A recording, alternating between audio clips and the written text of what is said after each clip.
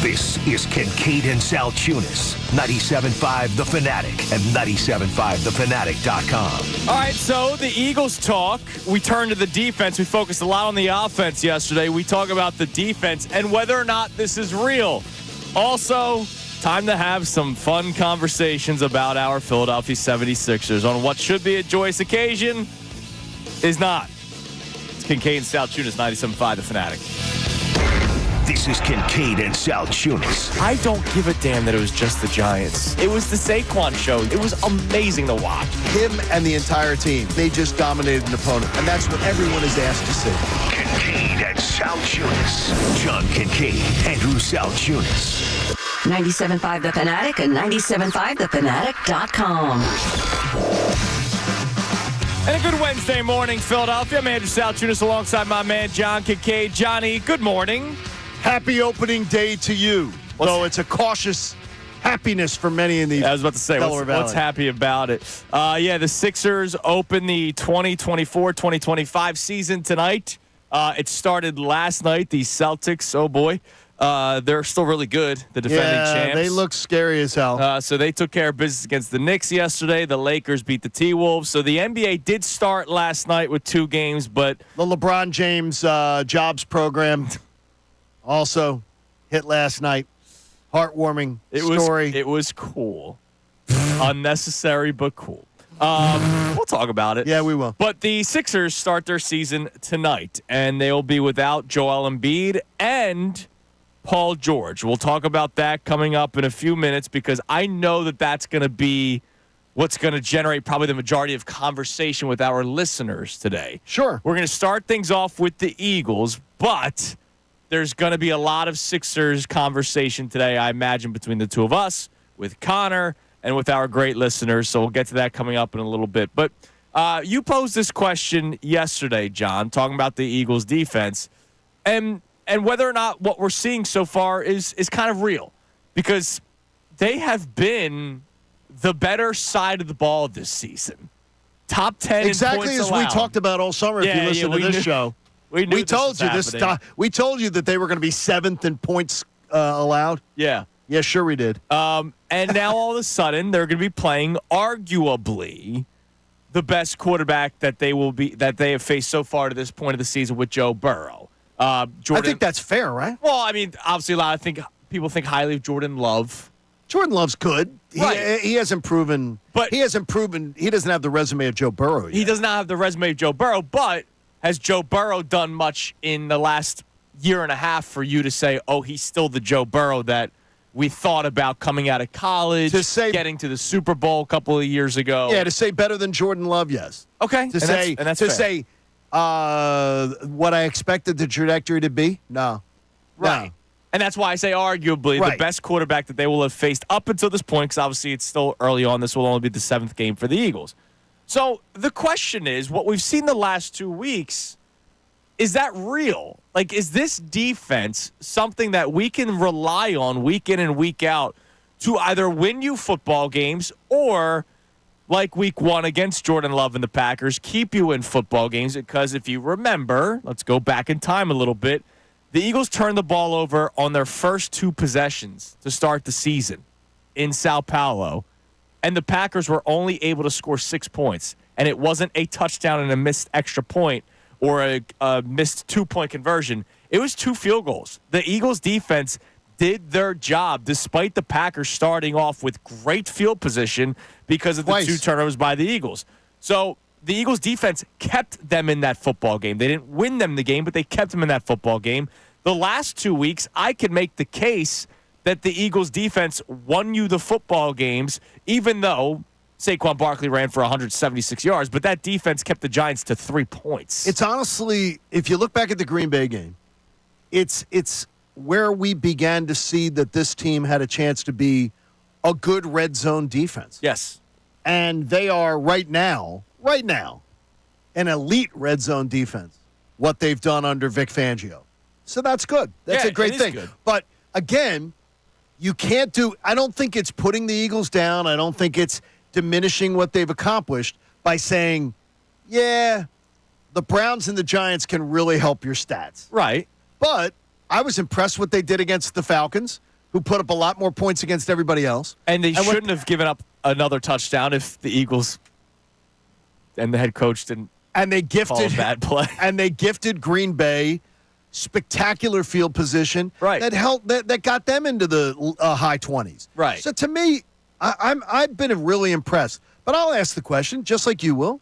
I'm asking the question, how real is it? So I don't think that's, and again, I don't think that's a put down of the Eagles. I don't think that's a negative on the Eagles. I think it's a legit question. So I'll do the sports talk radio thing. I was right. What do you mean? What were you right about? I think this defense has upside, whereas last year they didn't. Well, everybody last year thought that, right? Right, but remember, coming into this season, the talking point, and we did this show last week, for everybody that was pointing out the Eagles' flaws or the Eagles' slow start to the season, remember, we had a lot of pushback before the season. We did. John. We were the beacons of light, which is weird. A lot of people were saying that the defense would hold this team back. The Eagles had a rough start of 3-2, but it had nothing to do with the defense. I believe we all said that the defense was going to have to be carried for at least a long portion of the season by the offense outscoring people. And through 6 games, it's been the opposite. It's exactly the opposite. It's been the opposite. The defense has played better football. And what I've been saying since before the season started, I thought this team would have upside defensively, whereas last year when they sucked, they just sucked. I believe there's going to be a clunker. There's going to be a game where the defense gives up 30-plus points. Well, did they already have it in Tampa? Well, I mean, they got shredded. I know you can say what you say about the offense. I blame the offense I blame the offense. But honestly, you're right. I do. And I don't think that's But done. they did get shredded. I think there will be another one. Like I don't think we're done, but Cooper DeJean might get shredded because he's played 2 games as a starter in the NFL. Quinyon Mitchell might get shredded at some point because maybe there is a over-aggressive nature of trying to get to the football, and a couple double moves down the road might burn him, right? He's a rookie in the NFL. He's going to make mistakes. The pass rush has been tremendous the last 2 weeks against the Giants and the Browns. When it's other teams, it hasn't been the case. So there's going to be a time where they're not getting to the quarterback, and the quarterback is comfortable and makes throws. Nakobe Dean won't be blitzing every single snap and is going to have to drop back into pass coverage, which he has not been good at all season long. There's upside to this defense, which is better than what you could say about last year's defense. Do I think they're going to be a top 10 scoring defense this year? No. I do not. I think they're going to fall out of the top 10, John, but I don't think they're going to fall into the 20s. No, I don't either. And in the beginning of the year, I told you all the study of looking at Vic Fangio and Nerd Boy all summer long. I was like, okay, we can expect that on average he's come up with around a top 12 defense.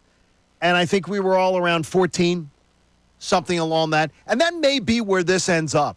But I got to tell you, if the 14 comes along because there are like 2 or 3 clunker games, and I see overall what we've been seeing, sign me up in Sharpie for that. I've been very, very impressed. It's hard to imagine, though, about like the pass rush has exploded the last couple weeks. Right.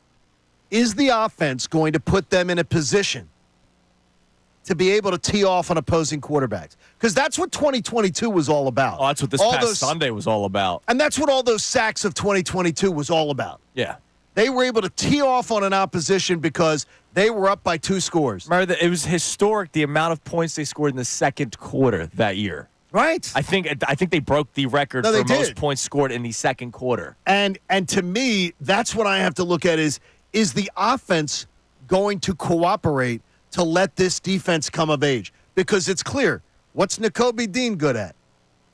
Shooting a gap and getting after the quarterback. Right, and if they're losing, he's not going to be doing that. He can't pin his ears back as a linebacker. He's going to have to drop back into coverage. And that's where I wonder what's real and what isn't. Right. So that's where I'm questioning what's real and what isn't. And that's not trying to be negative. That's just saying the offense has got to put the defense in a position to succeed. And so one of our other follow-up questions is this weekend, are you going to put a lot of stock into this game defensively because they are going up against Joe Burrow? I know a lot of people think Joe Burrow stinks all of a sudden. He does not. Where'd that come from? I think there's a lot of people that get upset with the Jalen Hurts is struggling talking point, but then people don't point out Joe Burrow. I do Philadelphia radio. I don't do National Football Radio, and I don't do Cincinnati radio. We don't break down the Bengals on a weekly basis. Joe Burrow is struggling this season. There you go. Congratulations. We'll talk about it before the game starts. So is Brock Purdy. Right. There's other quarterbacks that are Purdy's also struggling too. I focus on the struggles of my team and what I need to be fixed if I want to consider this team a legitimate championship threat. Does it make you feel any better if Brock Purdy or Joe Burrow is struggling about Jalen Hurts' performance? No, it does not. So, I mean, like that's why we're not talking about it. Right. Now, the week of the game, we will talk about it. But resume-wise and, prodigy-wise, Joe Burrow is probably the best quarterback to this point that they will be facing all season long. So are you going to put stock into this game? And it's not just Joe Burrow. It's also Jamar Chase. It's also T. Higgins. Like what? Those two guys? They have weapons. Are they better than Brown and Smith? No. I don't think they are. I don't think they are either, but I heard this discussed yesterday that it seemed like a panel on NFL Network believed that they are. It's close, dude. It is close. But they think that Devontae Smith disappears too much in the Eagles' game plans. So I was arguing about, complaining about yesterday. The player, I think Devontae Smith better than T. Higgins. I believe do Chase too. is ahead of A.J. Brown, but I don't think A.J. Brown's far off. No, I don't either. No, but I don't Jamar think Chase is 3, A.J. Brown's 4. But I think T. Higgins I'd slightly take above Devontae right now. You would. Okay, I would not. I think I would take Devontae, but razor thin. But regardless, it's one of the better duos. It's A.J. Brown, Devontae Smith. It's Jamar Chase and T. Higgins. It's Tyreek Hill and Jalen Waddle when they have a legit quarterback, right? And Tua might be back this weekend. There's not many duos like this where it's like, wow, you have two legit number ones. Yes. As your 1 and your 2. So are you going to put stock into this weekend's game? Like if they go out there and they keep the Bengals to under 20 points. Okay, if they keep the Bengals to under 20 points, I'm going to believe because of the fact that you have, Trevor Lawrence coming up, the Cowboys coming up, the back end of this schedule, which is very, very soft, I'm going to believe the Eagles could end up a top 10 defense. And if the Eagles give up 30-plus points. I'm not going to overreact. I agree. Because I think Burrow is at a completely different level than the majority of quarterbacks are going to face. They got to face Lamar. The first Sunday in December. 1st. That is that is going to be a supreme challenge. Other than that, the quarterback field doesn't scare me. No, it doesn't. That they're facing. And it shouldn't. But we got to give a shout out to the NFL schedule makers. The perfect time to play a team like the Cincinnati Bengals. Explain. Yes, thank you. They're not a super-powered team, right? But their offense is talented enough with these weapons that this conversation we're having right now about is the defense real or not, I'm willing to say that this week's performance is good enough to either say they're real or they're not. Because there's enough weapons, but you still have a chance. Like if you were playing Lamar right now, it wouldn't be great because you're like, oh, how does anybody stop that guy? But this is a great benchmark game for the defense right as we're starting to have this conversation about what they can be. I think that's fair. I think that's very fair. That's fair. Good job, Connor. Thank you. Right, so you can text in. On his last day of the week, I think I'm burning out all my material today. You can text in, you can call in. Pace yourself. Because you usually have 5 good points a show. Don't waste them all in the 6. Yeah, he always tells us, don't dump it all. Don't dump it all. Mr. Producer comes in here, don't dump it all in the first segment. Connor's got wedding weekend. He's got wedding weekend. His brother's getting married this weekend. Congratulations to the Thomas family. Yes. You can text it. You can call in 610-632-0975. Is this Eagles defense real? Or are you going to put into stock just this weekend? You're going to say, you know what they do this weekend. There's a lot of cowards that will do that. There will be a lot of people that say, I have to see how this weekend plays out first. Oh, my gosh. Is this Eagles defense real, what we have seen? And real could be, I don't think they're a top 10 defense. Right, we're making that clear. So I'll say if we're going word for word, no, they're not real. But I think they're closer to what we're seeing this year than what they were last year. It does fascinate me that gentleman yesterday I saw pumping gas, listening to the show. He was actually listening to Bill and to Mike on the way home yesterday. And gentleman, I said, hey, you got good choice on radio. And he goes, I wondered if you would say hello. And so the guy knew he saw me pumping. Nice. And and he goes, I think about all the shows you guys did this summer. He said, and all of us He goes, I'm not taking shots at you. He goes, but everybody thought this defense was going to stink. Yeah. Well, we thought it was going to be growing pains. Yeah, and that's what I said to him. I said, I don't know that stink was used. I really don't believe it was. It was the idea that we did not think this was going to be a ready for primetime Right. defense. I had a fear of the pass rush. This gentleman did not. 4 games. This gentleman does not believe that it's real, but he does not believe that they're going to end up in the top half of the league. Oh, so he thinks there's going to be a major fall off. Right. But he thinks that there's going to be enough promise from 5 or 6 guys that we're going to be really excited about the future. Well, and so he says, I'm riding the fence. And I said, all right, coward, get off the fence. But he's not alone. Like, we had Jeff McClain on yesterday, and he straight up said, like, yeah, the defense is going to come back down to earth at some point. At some point. And the way he said it's like not middle of the pack. Like, he thinks it might drop off once they start playing better teams. I mean, do not believe it's going to drop that. Jeff. I do not believe it's going to drop that much. I don't agree with Jeff there. All right, so you can text it. You can call in 610-632-0975.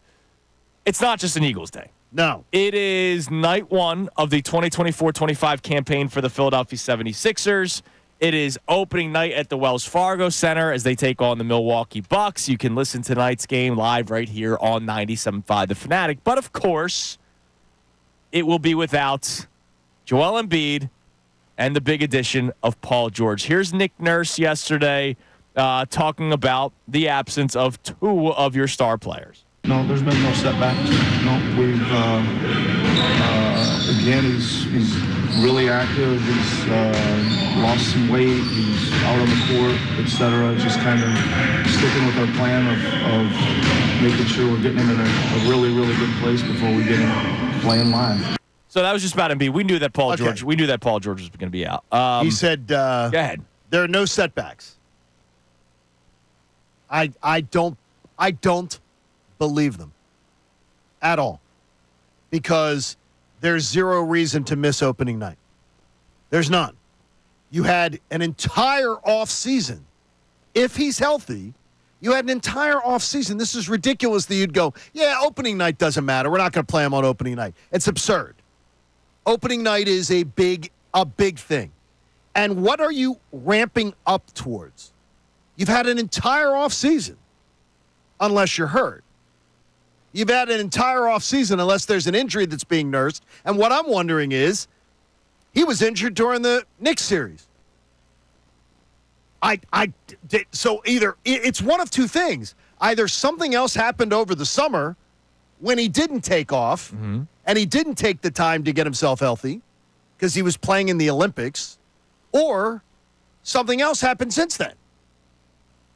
I'm dumbfounded, because here's where I'm at. I am so excited to see what this roster looked like. It was so exciting, the Paul George signing. I'm so interested to see what I believe is one of the deepest rosters. I think it's the deepest roster the Sixers have had. Oh, my God, yeah, by far. Absolutely. And when I'm hearing that it's going to be cut and paste on back-to-back nights, so on back-to-back nights, we're going to have Embiid play one night, Paul George play the other night.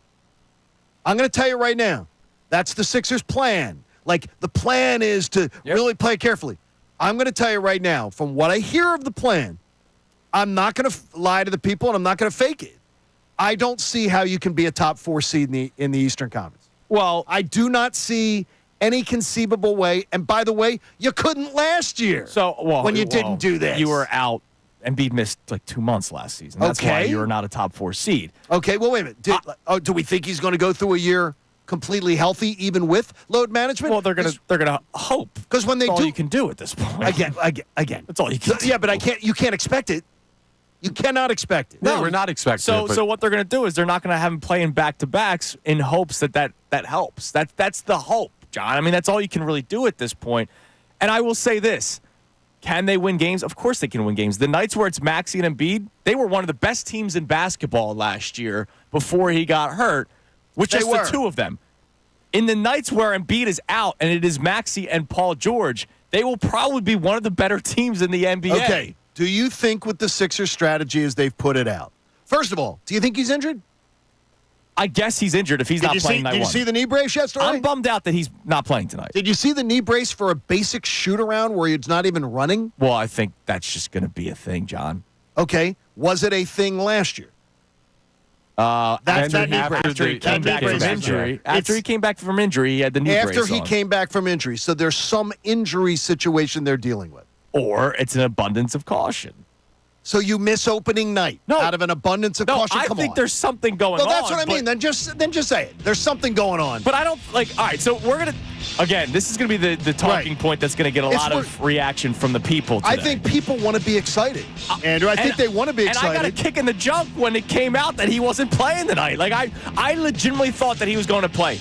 Local reporters like Kyle Neubeck thought he was going to play. They did. So either they had the best kept secret ever, or this is part of their plan. I don't know what it is. We will talk about it. I will express my very upset nature coming up next that he is not playing tonight. But we're going to also talk this out as to how the plan will be this season. I'm going to look up how many back-to-backs they have this year. I think it's 15. 15 back-to-backs? I think. I'm not sure. Okay. Don't quote. So about that. We're going to talk about tonight and the Sixers situation all show today with you because, yes, the 2024 season is getting off on a rough note. Also, Vic Fangio talked about the defensive improvements. You'll hear from the defensive coordinator coming up next. We're going to balance the Eagles and Sixers today on Kincade Salciunas 97.5 The Fanatic. Fanatic Sports Update. Praising the pass rush. I'm Connor.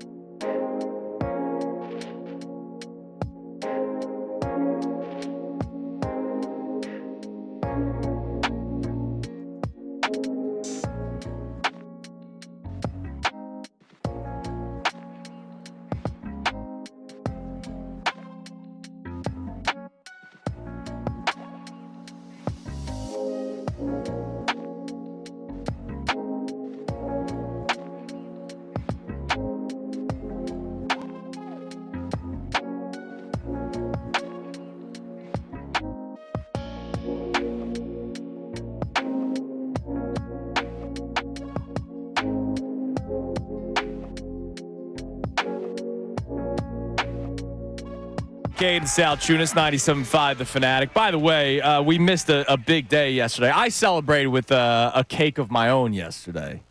I don't know if you had cake yesterday? Yeah, by myself. What kind of cake? Chocolate. Chocolate? Yeah, Okay. It was Ichiro's 51st birthday yesterday. We didn't celebrate it on the show yet. Would you leave Christy for Ichiro? Yes, 610-632-0975. Not that there's anything wrong with that. I love Ichiro, man.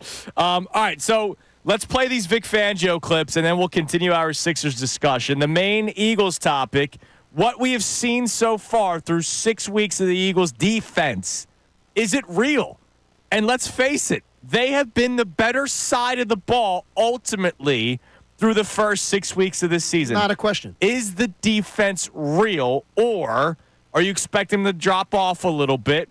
And will you put a lot of stock into Sunday's game against Joe Burrow, Jamar Chase, and T. Higgins? 610-632-0975 is the number you can text in, and you can call in. Here's Vic Fangio yesterday talking about the defensive improvements. Well, I think it's natural and logical that the more you do play in a system, the better you do get at it. You know, at the same point, I don't think that had anything to do with, our poor play against Tampa and our not being able to play the run better against Atlanta. So, yes, it is part of it, but I don't think it's the whole thing. Yeah, I mean, look, they are getting better with more time. Sure. Cooper DeJean has only played in 2 games as a starter. He's better than Avonte Maddox. He is. Thank you. Yeah. Breaking news. We are your station for breaking news. They have also figured out a way to rotate players on the defensive line. Jordan Davis only playing 21% of the snaps the other game is alarming for him, and for the fact that they used a first-round draft pick and didn't draft Kyle Hamilton, who you and I both wanted, Johnny. That's alarming, but to Vic Fangio's credit, he's not forcing Jordan Davis in the lineup. He's playing guys like Moro Ojomo, who are contributing. Yes. Thomas Bookers, right? These guys that are playing well. Well, he finds out what guys can do, where they can contribute, and he uses them. We thought Brandon Graham was going to be like a 20% of the snaps guy. Nope. He's playing 40 to 50. So Vic Fangio has figured out through 6 weeks a formula to play some of these guys, and now that he's given Cooper DeJean the opportunity and he has ran with it, that's only going to make your defense better when these guys continue to play more. Now, of course, there's going to be bumps in the road. DeJean's going to make a bad play. I would imagine we're going to see Quinyon Mitchell, Cooper DeJean make some decisions that are over-aggressive. We saw Quinyon Mitchell earlier this season completely bite on a double move. To his credit, he recovered. He had the speed to recover. And whoever the ball was thrown to, the guy just dropped it. Right. So it didn't look. It was the Green Bay game, wasn't it? Was it Green Bay? I forget what it was. But all I know is the touchdown was not scored, so there was no, blemish on the resume of Quinyon Mitchell at that point. It's going to happen. He's going to get beat on a double move. You know who else gets beat on double moves? Veterans. Darius Slay gets beat on double move. it happens. And we both are Darius Slay fans. Yes. Now, speaking of Quinyon Mitchell. Yes. There's a reason why I want to play this next clip. Here's Vic Fangio talking about the rookie corner. To me, it's no concern to him, and he doesn't matter who's playing the other corner. He's playing his corner. Who's ever at the other one doesn't matter. But Quinyon obviously has gotten a lot of snaps for us, both in camp and in the games, and he's our starting corner. And he's getting better and better. So he is getting better and better, and I think he's been tremendous. Did you see the weird Joe Banner tweet yesterday? Yeah, Joe Banner is just. I'm so over Joe Banner. I just don't get it. Joe Banner is, by the way, I'm not sure that I'm not saying that Joe Banner's incorrect as far as his information. I don't believe Joe Banner's just going on, and for those who didn't see it, he's like, I talked to 6 people in front offices, and they're like, pump the brakes on Quinyon Mitchell. And there's a tweet from ML Football, one of those aggregator accounts, that said Quinyon Mitchell leads all defensive backs who have been targeted at least 33 times this season with passer rating allowed. But he quote tweets and says, we will see how Mitchell develops, but at least 2 teams that have played the Eagles would not agree with this. Now, the thing is I would tell you that it's Joe Banner in a cry for relevance. I guess. Because that's what he constantly is doing. But to me, there's a lot of front office jobs that teams that could use him, but they have his phone number. What I would suggest is that I don't understand where it's coming from. Neither do I. Like, he's been tremendous. Like, Quinyon Mitchell has been the least of anybody's worries this season. And the thing is, though, I'm drawing a blank. Diggs from Dallas. Trayvon Diggs. Trayvon Diggs' rookie year. All the turnovers. Yes. And you were like, this guy is like, oh, freaking all-pro he's going to be. And you've seen that he is easily exploited now. And he was even easily exploited then. He was exploited then because he had all those picks, but he also gave up the most yards to receivers that season. They found his weaknesses, and then they exploited it. It's too early to crown anybody as being like, oh, my gosh, can't miss. But I like what Quinyon Mitchell's doing because of the fact that it's steady and yeah. And he was just thrown out there. And he's going to get smarter as things go along because the more snaps you get, the more data you have up top. It was just a weird day online for Joe Banner. Joe Banner is it's a constant cry for, I'm still here. Yeah. Joe, everybody has your phone number in the NFL. And obviously all these executives do too. They could call you anytime for a job. That's all I'm saying. I'll leave it at that. They could call you for a job. Connor, do we have any texts on the Eagles discussion so far? And then we'll continue our Sixers discussion because I know that's going to be the hot button issue today. Yeah, we've got Sixers straight off the top today. Okay. Yeah, so we've got a lot of people checking in, upset with the issues with the Sixers. Our first time texter, so thank you for joining. Like that. They say, here's my issue with the Sixers. We'll start with communication, but the real loser is the people who buy tickets to support this product on opening night. I almost paid crazy money for this home opener, and thank goodness I didn't. The only thing that will hurt them is empty seats. Kind of tough, to be honest, for the fans who want to see over $500 million in salary on the court. So, John, I want to get a couple things off my chest. Okay. I am very, very disappointed that the big man's not playing tonight. We knew that Paul George wasn't going to be playing. But we got the tease on that one the last couple of weeks. But even still, I'm disappointed by it because that's something that you and I were concerned about when they first signed him. Love the player. It's just love the player. The injury is a concern. Like I was trying to explain to my wife last night that the safety plan for Joel Embiid is a guy that's injured just as much. And she was like, "What?" I was like, "Yeah, exactly. We'll talk about it as the season goes on." I'm very disappointed. And I would be rightfully pissed off if I had purchased tickets for tonight's game. Yep. I will say this, because there were a lot of people that said this stuff on social media yesterday, that they think they were bamboozled. I don't think the Sixers hid something so that you would buy your tickets. I think people were going to buy tickets regardless. It's opening night, and I think tickets were purchased a month ago. Do you think Joel Embiid is injured? I do believe there's probably something going on with Joel Embiid. He's missing 3 games this week. Okay.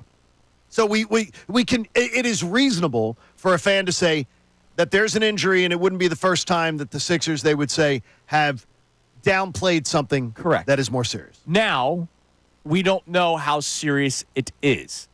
He could come back. We kind of looked at the schedule ourselves during the commercial break. The first 3 games are tonight against the Bucks, in Toronto, and then in Indiana on Sunday, and then Wednesday night. There's 3 days off. They play at home against the Detroit Pistons. And that could be the game that Joel Embiid plays. Well, he has to. You're facing Tobias Harris. I know. That's a big matchup. If Joel Embiid misses 3 games to start the season. 3 conference games. If Joel Embiid misses 3 games to start the season, are we saying that it was a serious injury? No. Yes. We would not be saying a serious injury for 3 games. A serious injury is missing 2 months. How about an injury that obviously is something that's not healed? Because they're not even admitting there's an injury. So that's the thing. And the thing is when you're saying, and you're behind a microphone and you're Nick Nurse, and you tell the fan base. Ramping up. Well, we're ramping up. Ramping up from what? Right. They've been off since April. Ramping up from what? Oh, maybe from the fact that he was injured in the Knicks series? And then he went and played in the Olympics? Which we did not want him to do. I mean, come on. The fan base has every right to be so excited about what they potentially could be on paper and pissed off at what they're being presented. What you and I were texting last night. Yes.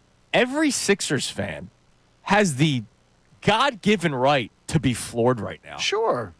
I'm just looking at it like you're looking at it glass half full. No, I'm going to look at it this way, John. Like if he comes back for the Detroit game and then ends up playing 55 to 60 games this year, then what was this first 3 games? Like what I'm not I'm not going. I don't want to say overboard because, again, everybody's every right to be freaking pissed off, scared, sad, any emotion that you feel.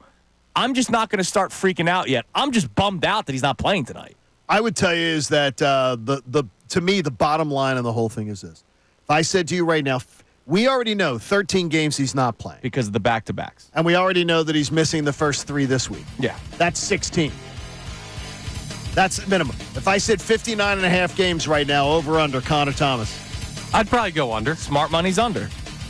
The smart money is under. Then I'm going to tell you right now, if that's the number, they will not be a top 4 seed in the East. All right, so we're going to dive deeper into that coming up next. That concerns me. We'll look at some of the teams in the Eastern Conference. We'll talk about that next. And there is something that I saw a lot of on social media. I'm like in the middle, John. I'm not freaking out, but there is a side of these Sixers fans or people that talk about the Sixers that I think are completely ridiculous. Okay. And I'll explain that coming up next. It's Kincade Salciunas, 97.5 The Fanatic.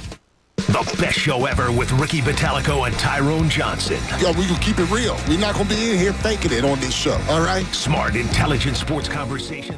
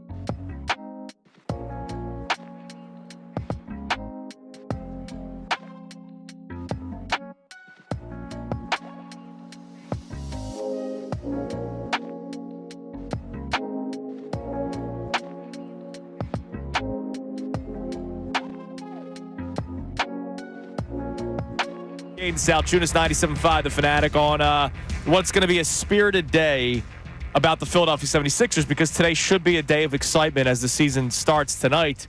But I think even the people who are upset are still excited. Yeah, but it's a bummer. Like, right. It's like let me not get too personal here. It's like Christmas as a kid, and you're always thinking your uncle's gonna come, and he just kind of left the family for 9 years. Oh, I'm sorry, you're excited for Christmas every single year, and you're asking if your uncle's coming, and then he doesn't. Still had a great time. That really brought. Still had a great day. That really brought the mood. Christmas down. was awesome, but your uncle didn't show up for 9 years. Do you need a hug? Yeah. God. Yeah, I got you next week. It messed with me. But it's kind of like that. Like, I'm excited that the Sixers are back. Tyrese Maxey's playing. Like, let's not forget, the ESPN did the top 100 players list. Tyrese Maxey is 19th. He is being considered across league circles as one of the 20 best players in the NBA. That is stardom, right? Like, that's not superstar, because that's a very special tag to have. That is a perennial. If you're a top 20 player in the NBA, you're a perennial all-star. Correct. So, like, you are considered to be pencil him in for All-Star Weekend. So I can't wait to watch him maybe drop 40 tonight. We've seen him do it without the big man. We have seen Tyrese Maxey alone win basketball games. So I can't wait to watch him play. And the Bucks, it's Doc Rivers. It's Giannis. It's like, I can't wait to watch this game tonight. But my uncle didn't show up. Yeah. Joel Embiid's not there. Paul George isn't there. So it's like, this sucks. You're absolutely right. I'll give people this something to remember, because we get caught up in the stars and spend a long offseason. We've had the Phillies. We've had the Eagles. Remember, you're going to see Caleb Martin for the first time in a Sixers jersey. Yes. You're going to see a backup center that can actually go give you minutes. Like, Andre Drummond. They could win. Like, you know, it's not possible. They absolutely could win, but you're going to see some interesting new additions tonight that should bring you to your TV screen or 97.5 The Fanatic on the radio. Yes. Hear the game right here. Like, there's still stuff to watch. Like, it's as a bummer, a basketball fan, there's a bummer that Embiid and Paul George aren't playing. As a basketball fan, I can't wait to see Nick Nurse coach this team tonight. How is he going to handle this team? I'm sure he's known for some time that Embiid and Paul George weren't playing. So what is he going to do to make Tyrese Maxey the star of the game tonight? But he's got Kelly Oubre for another year. Like, there's also still some continuity with this team. That is something we haven't really been accustomed to, except for Tobias Harris over the years. Now, one thing that I want to squash. So yesterday, again, I'm kind of in the middle here, John, and I'm sorry to be Bill Colarulo, Eagles Giants. Like, I'm sorry to be on the fence. But let's hear how much you're on the middle. So I'm bummed out, and I told you I'm not going to what I believe is overreact that Embiid's has some serious injury until I'm told. You know, when you're missing the first week of the season that you're ramping up from something, you're injured. He's injured, but we don't know if it's a serious injury. He could still end up playing 55 games this year, right? You think it's the same injury he had at the end of last year? I don't know. I haven't been told anything. We haven't heard anything. Okay, then that's problem number one. Okay. As you get into this. The other side, and I saw a lot of this yesterday on social media. Oh, I'm glad that they're doing this. This is the right thing to do. What? How is this the right thing to do? Oh, boy. Now, I understand where people are coming from. The season is not about October and November. It's about April. It's about May. It's about hopefully June. Totally understand where people are coming from. I heard Tyrone talking about this yesterday on the best show ever. Totally understand that. But I saw some people that were basically happy that they're taking this tact and basically saying, hey, I don't want Joel Embiid. If I can sit out Joel Embiid all the way into, like, no, don't go that far to the point where you're saying you would hold out Joel Embiid 2 months of the season. Unless he's hurt. Then obviously you're not going to play him. You're not going to have him play through an injury. He's obviously hurt right now.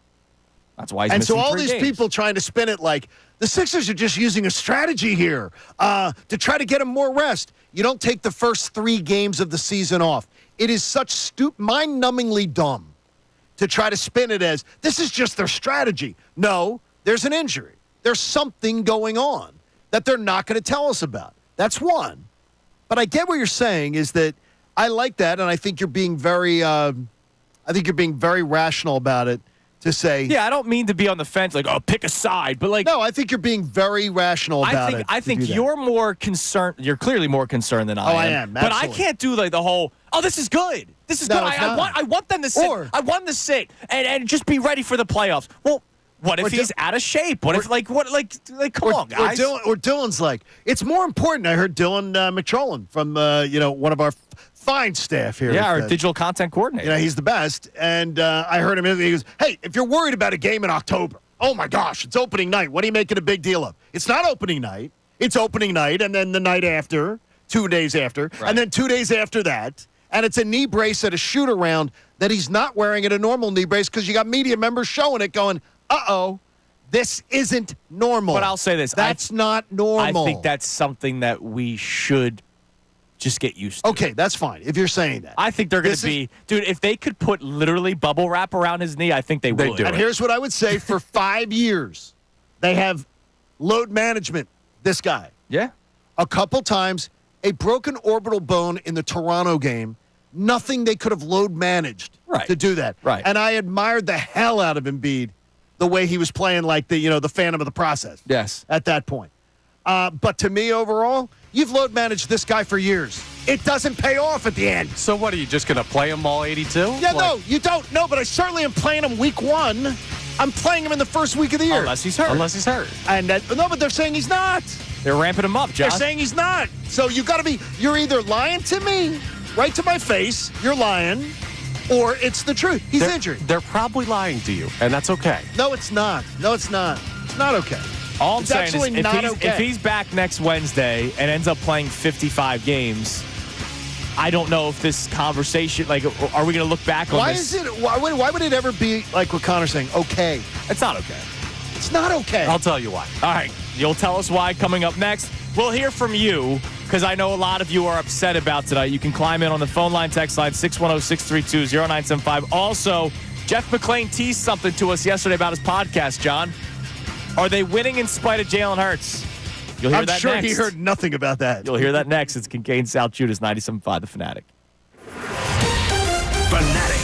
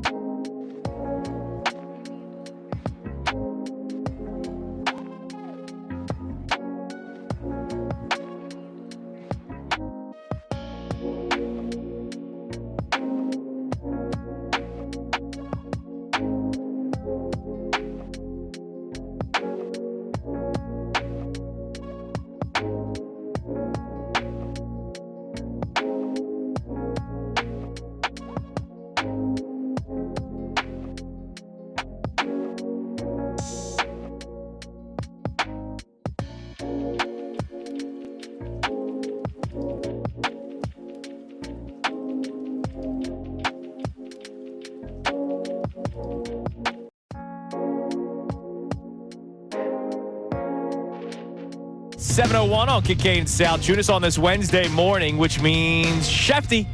Adam Schefter joins us in about an hour at 8 a.m. as he does every single week. So we can't wait to have our conversation with Adam Schefter. And in about 10 minutes, you're going to hear some audio from Jeff McLean. Jeff McLean's podcast, Uncovering the Birds. He talked about the tape over the last couple of weeks in which the Eagles had the best offensive performances of the season against Cleveland and against New York. Or I should say, Jalen Hurts has had his best performances.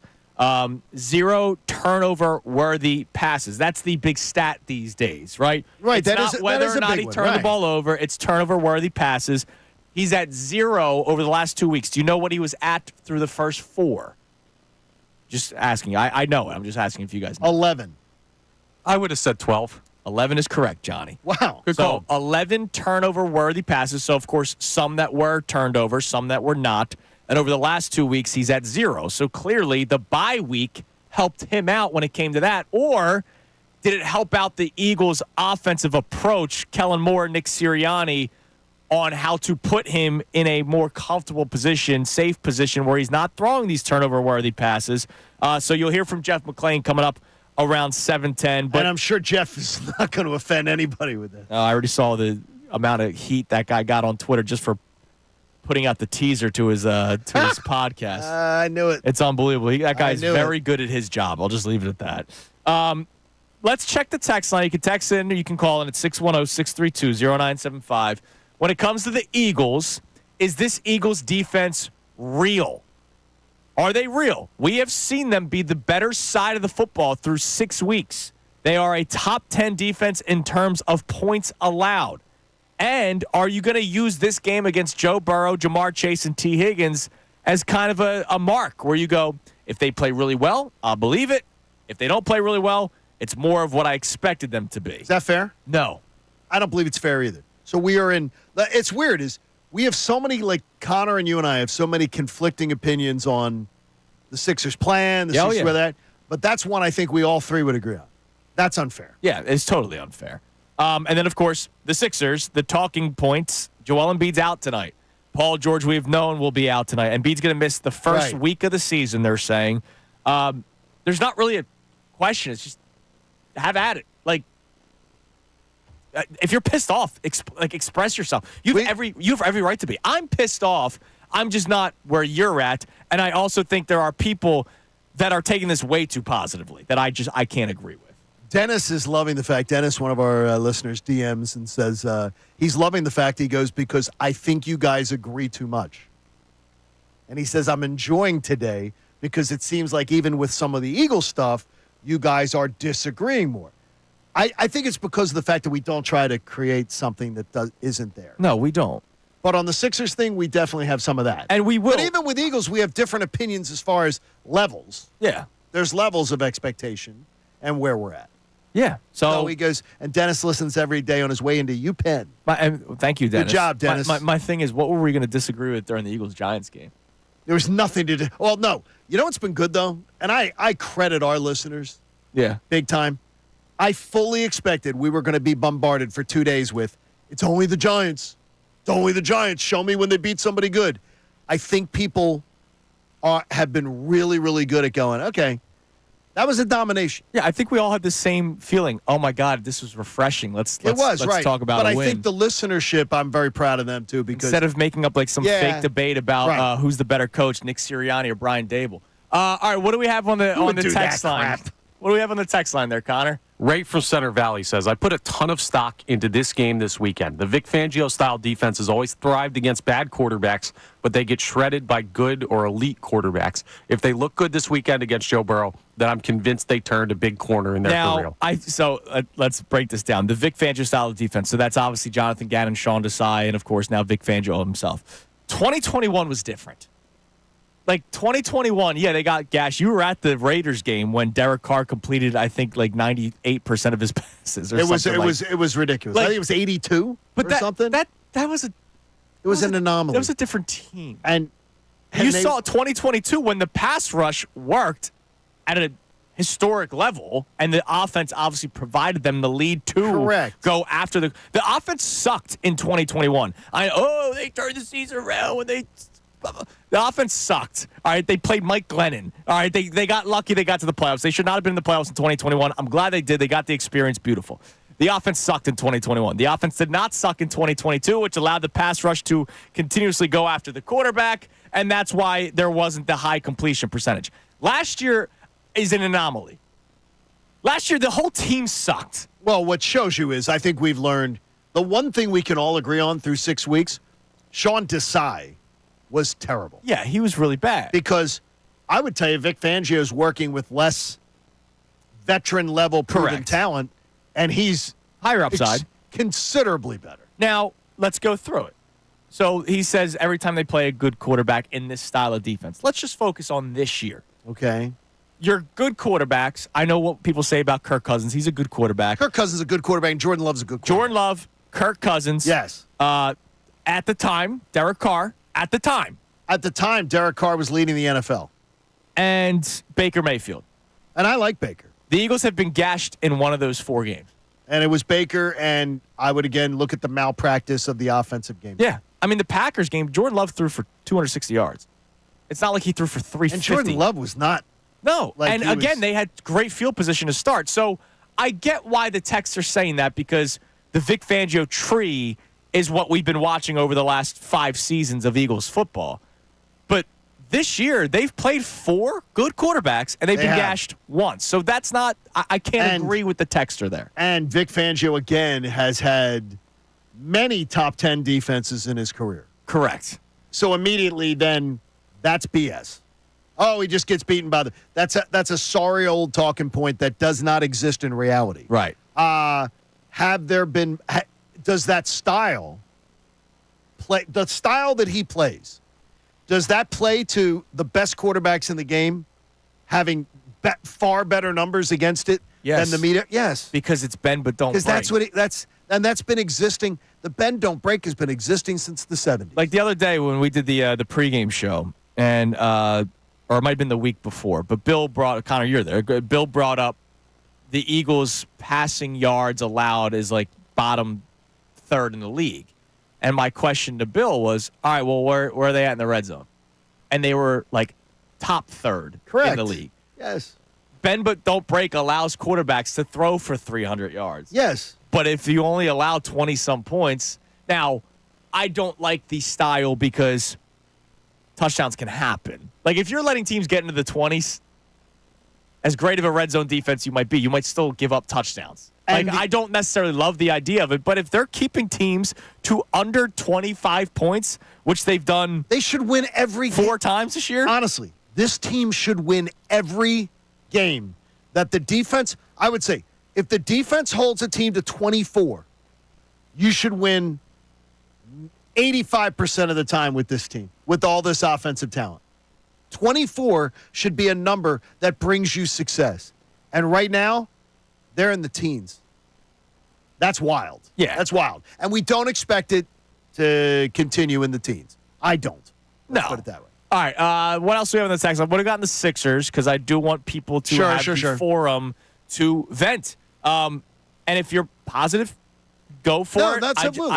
I just think it's crazy to have that take. I think we all want even the people who are negative today want the same thing. Yeah, we all want the same thing. We want them to play. We want them to be healthy. We want them to be healthy come playoff time. Go ahead. What do we got? All right. This texter, no name on this one, but they say, I think the fans are completely justified in being mad if Joel Embiid missing is a result of load management or an injury existing. If this is a lingering injury, should it not be reported? But with that said, you cannot hold it against Joel for playing in the Olympics. Any one of us would have done the same thing. That's maybe a once or twice in a lifetime opportunity that very few people get to experience. When you're injured. I would completely disagree. He's injured. He was injured. He was injured in the Knicks series. He played in the Olympics, and obviously he's still injured. Or there's another injury. But the fact is, the fans deserve to know. Yeah. The Sixers are our partner. I love the Sixers. And we're all hoping for the same thing. Yeah. We all want success. The fans deserve to know. Yeah, the paying customer. And enough of this shuffling, hiding stuff under the coconuts and spinning it around on the table, leaving you to guess. It is not load management that the Sixers are keeping him out of the first 3 games of the season. No, it's not. And no matter how you try to spin it, correct. There's something up. There's an injury, and that's a problem. Now, real that's quick, a problem. before we get to this Jeff McClain audio on Jalen Hurts and what he's seen in the tape, Embiid, I didn't want him to play in the Olympics. You know that, and I did not either. I did. So. No, I know you did, and it was. And you do now? Yeah. Well, there's a couple reasons. I'm gonna guess your reasonings were it's really cool for him and recruiting purposes. Look, he's playing with the best players in the NBA. Absolutely. Yeah. Also, the style of the FIBA game is something that I thought he could learn from as well. I thought it was a beneficial experience and a cool one for him. I didn't want him to play because of what we're kind of witnessing now. But I will say this, John, and this is I don't know if I truly believe this. What's that? But I'm just gonna throw it out. He was gonna do basketball stuff during the offseason. Like a training camp for the Olympics, and he would have been on a beach at that time of year. No, like he was going to scrimmage. Like how many times have we seen the videos of Tyrese Max, the whole Clutch Sports group in LA running 5-on-5? LeBron, Ben Simmons, Tyrese Maxey. Like we didn't see a ton of that in Embiid's career.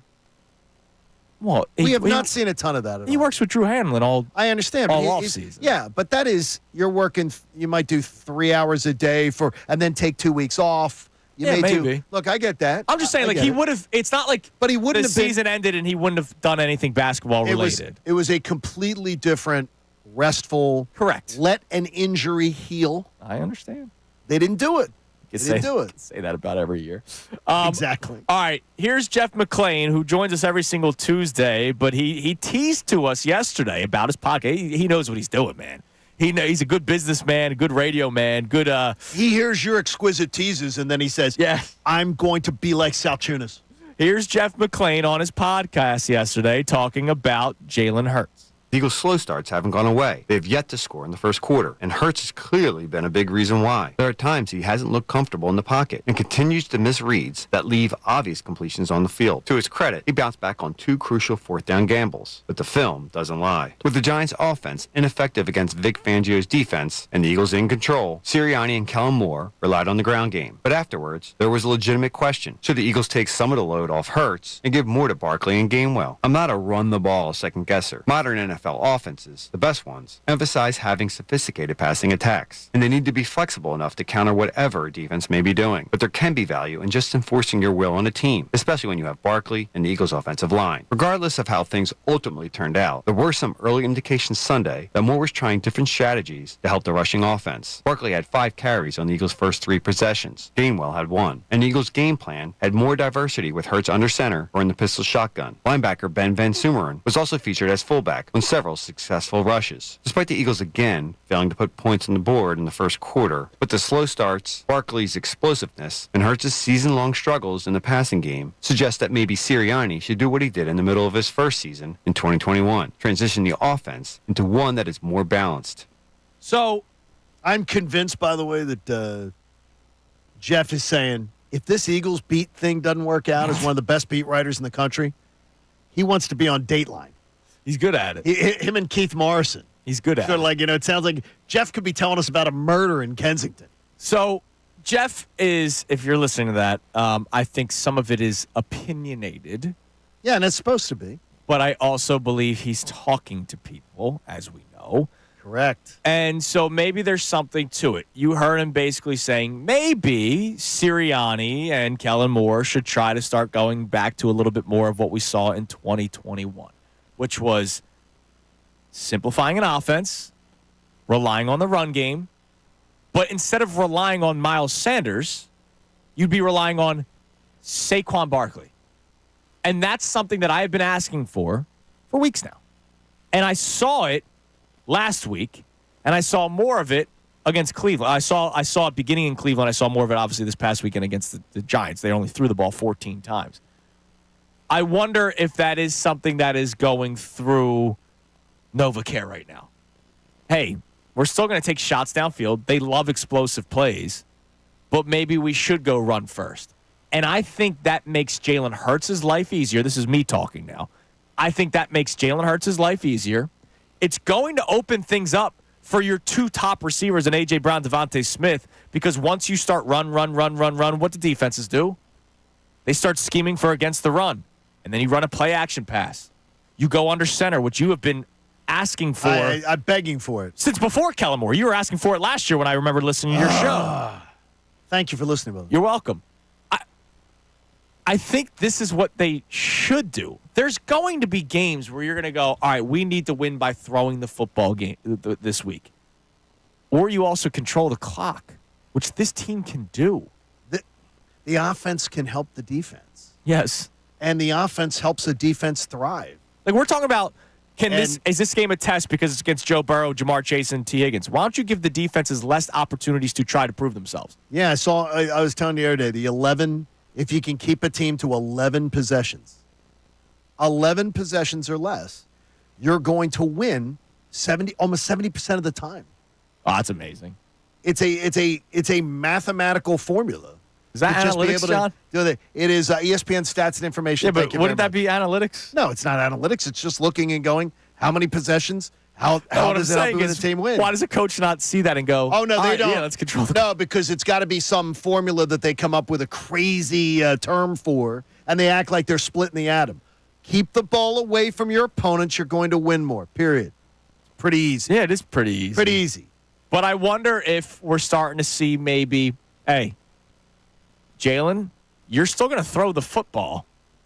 We're just not going to have it be explosive play after explosive play after explosive play. But he also has to make the throws. Sure he does. He didn't throw it to Saquon when he was wide open in the flat.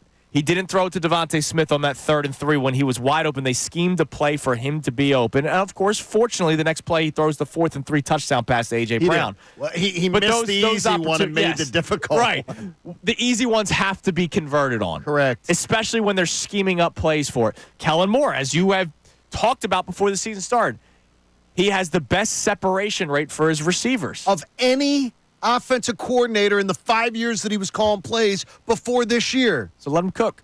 Let him do his thing. And it has to be either one of two things. Nick Sirianni not comfortable with it, or the quarterback not comfortable with it. Well, and they're the only answer. There's no way that Kellen Moore, with his success in 5 years, is coming in here and going, I know it's been successful, but we ain't doing that. Right. We're going to reinvent the wheel and go more rudimentary. No. You got to keep it easy. Now, I've not changed my stance on it. I do believe a lot of it has to do with the head coach because, look. I do too. You said it yourself. Seemed like more of a Kellen Moore offense this past weekend, it did. Right? When I saw the amount of times that it was in the same drive, under center, shotgun, under center, shotgun, under center, that's what I'm excited about. How did Jalen handle it? And they weren't enough. He handled it perfectly. So. And the running game was better for it. Yeah, so that's why I say it's the coach and not the quarterback. If I saw Jalen Hurts basically do a whole new offense on Sunday, flawlessly. Yes. 0 turnover-worthy plays in back-to-back weeks. It's been more of a Kellen Moore offense in back-to-back. Jalen Hurts is not in the Big 12 anymore. It's not the SEC where you're playing Vanderbilt and Mississippi State on the off weeks. Hey, put some respect on Vandy. They knocked off Bama this year. Exactly. You are where you can just say, put them in shotgun and let them just pick people apart. Yeah, it's not like that anymore. It's not like that in the NFL. All right, coming up next, this is actually kind of sad to say. Last night was night 1 of the final year of Inside the NBA on TNT. Right? Maybe. Well, how about this? With that title, yes. All right. Anyways, Shaq and Charles talked about Embiid missing night 1. If you missed it, you can only imagine what the tone is. You will hear from Charles and Shaq coming up next, and we'll hear from you at 610-632-0975. Also, we have a pretty cool story from yesterday, and the man that was a part of it will be calling in. If you saw the TikTok that went viral on all social media platforms of the man who picked up the eagle, the bald eagle, off the side of the road, he's going to call in and talk about it next. And I thought that was such a cool story. It's Kincade Salciunas, 97.5 The Fanatic.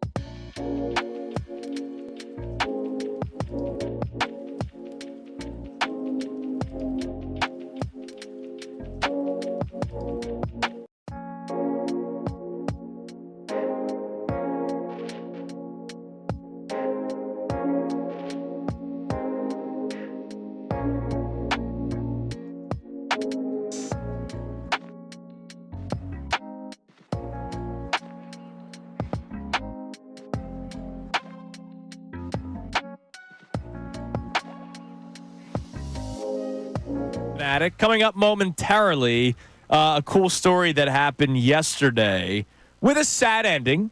We'll tell you about that coming up in a little bit. But Bambi had a sad. No, it was sad beginning. Sad parts too. Sad yes. beginning, John. Sad parts but Bambi was a boy, by the way. Oh yeah. Did you know that? No, I don't think I ever watched Bambi. You never watched what? I don't think so. What? I remember. I know Thumper.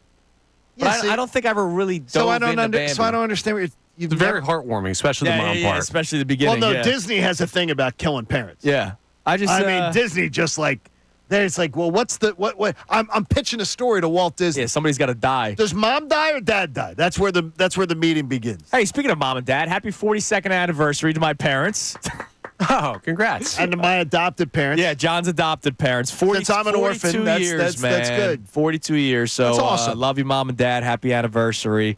Love your mom and dad. Happy anniversary. Yeah, my adopted brother. There you go. John Kincade over there. Oh, when you're an orphan, you got to look for parents. Exactly. And look, you're welcome anytime. There it goes. Thanksgiving's right around the corner, Johnny. All right. So yesterday was inside the NBA, night one for the 2024-25 season. And Charles and Shaq, obviously, they talked about all kinds of topics. And some nonsense. And some nonsense, which is why we love the show. But one of the talking points was Joel Embiid being out tomorrow. And as you have known over the years with Charles and Shaq, they have not been afraid to say things about Joel Embiid. They have been complimentary when he has had great performances. Yes. But they have not shied away from maybe his style of play. Yes. They don't like that he's on the outside. Correct. They don't like load management. No. There's a lot of things about Embiid that Charles and Shaq are not fans of. Here they are talking about it yesterday that Joel Embiid will not be playing tonight. I was so disappointed in Joel Embiid saying he wasn't going to play back-to-back games. Ernie, you're one of the 3 or 4 or 5 best players in the world. You cannot say, as a leader of that team, I'm not going to play certain games. That's not the way to start the season. Now, if you start the season, you get some bumps and bruises. But as the best player on that team and the leader, I would never go into a season saying I'm not going to play back-to-back games. I thought that was a bad message. I was very disappointed in Joel Embiid. And not only that, Ernie, it doesn't make sense. The league isn't that physical for him to say that. He's a pick and popper. He's not a big guy. You know, me and Charles try to get him to play. Being said, oh, the game is different. We're not playing that. You pick and pop. You don't get double. You don't get triple. You don't get flagrant foul. There's no reason to say I'm not playing back-to-back.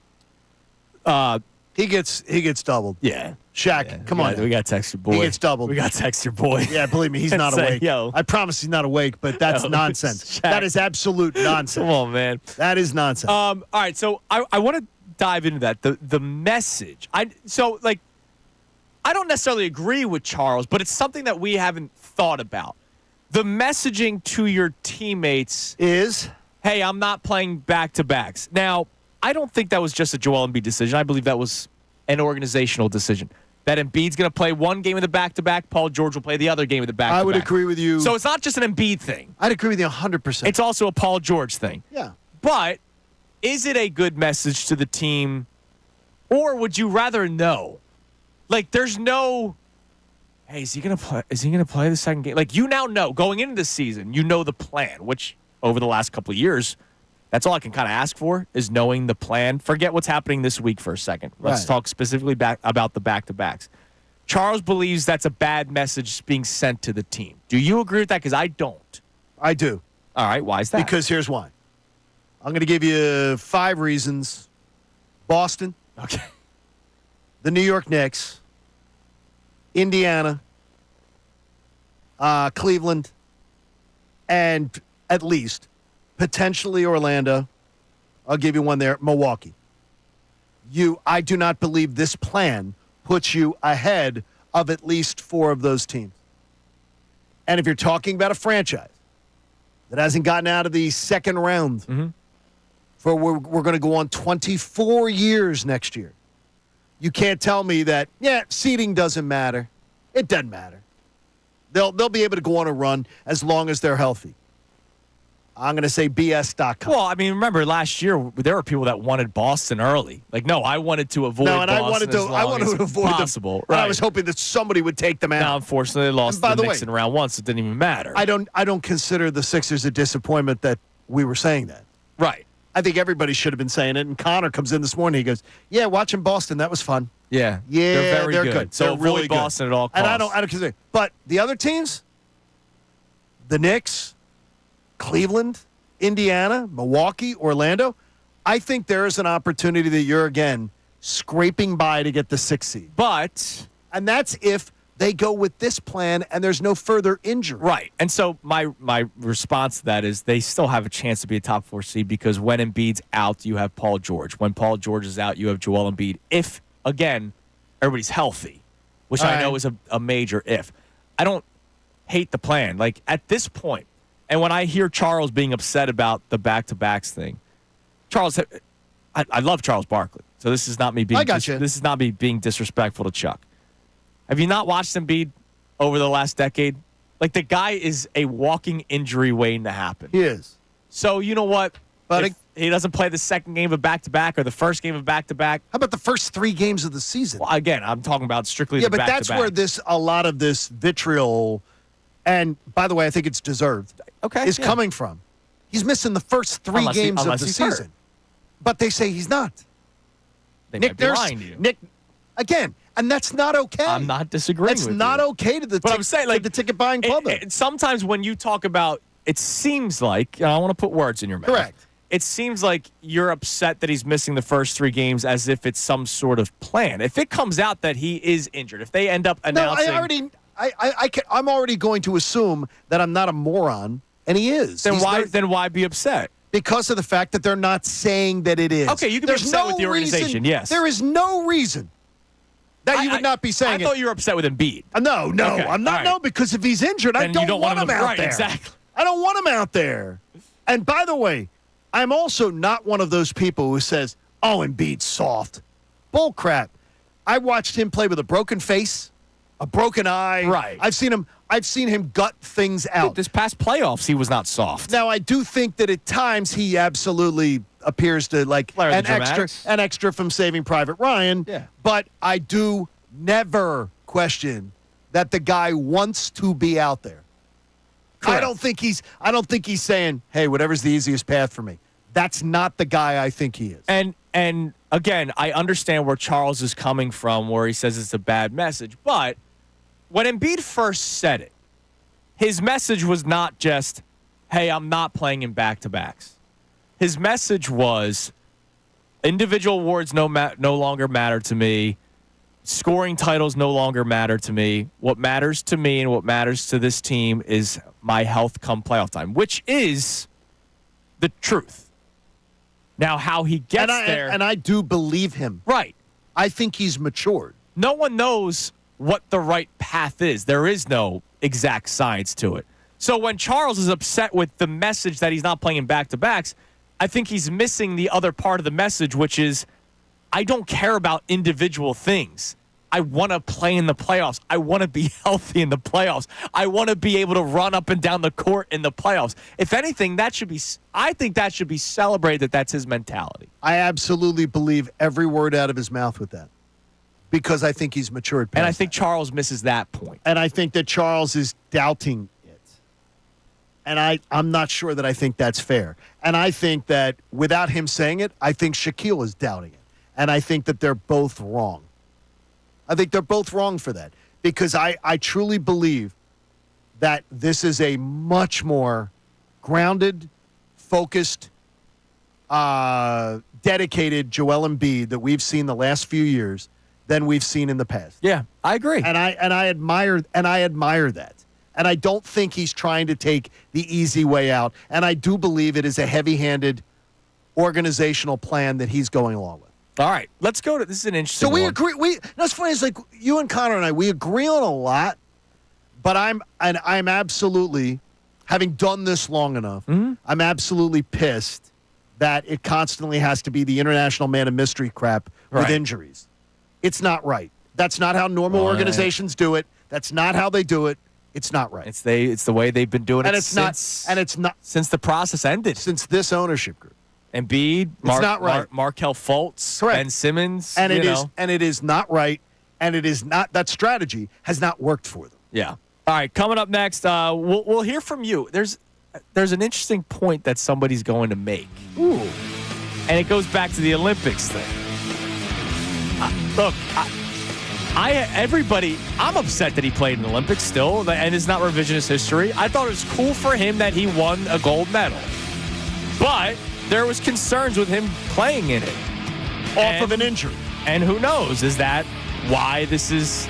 Unless he got another injury after the Olympics. Right, we don't know. Down in Margate. It's because it didn't happen. They haven't told us. Right. All right, we'll get into it some more. We'll check some more text messages. Don't forget, Adam Schefter joins the show at 8 o'clock today, as he does every single Wednesday. It's Kincade Salciunas, 97.5 The Fanatic. Tyrone Johnson. The Eagles have just...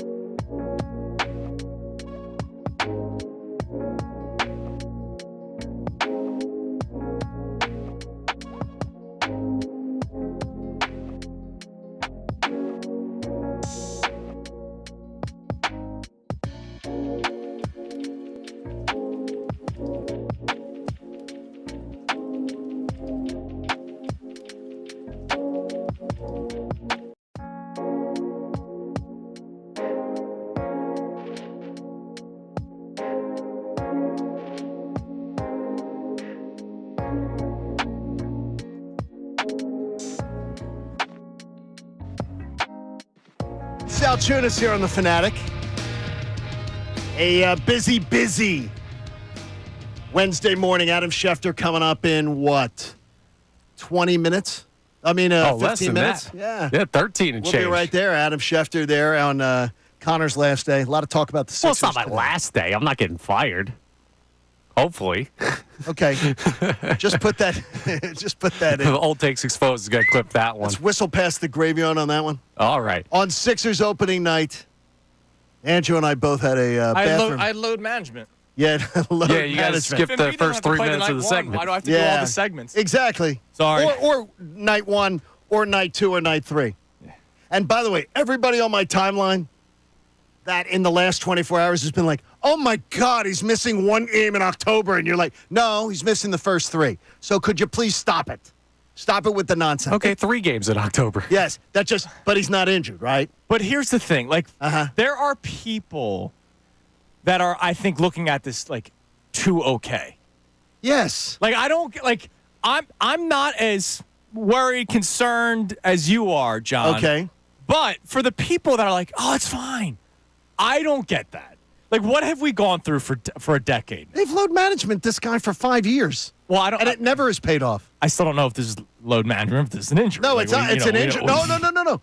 We have to assume it's load management because they are telling us he is not injured. He's ramping up. There's no new injury. He's ramping up.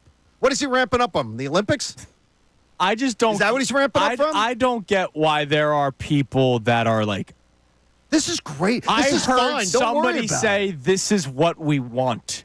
Now that's crazy. It's totally insane. But it's insane. People who are fine with it, I understand.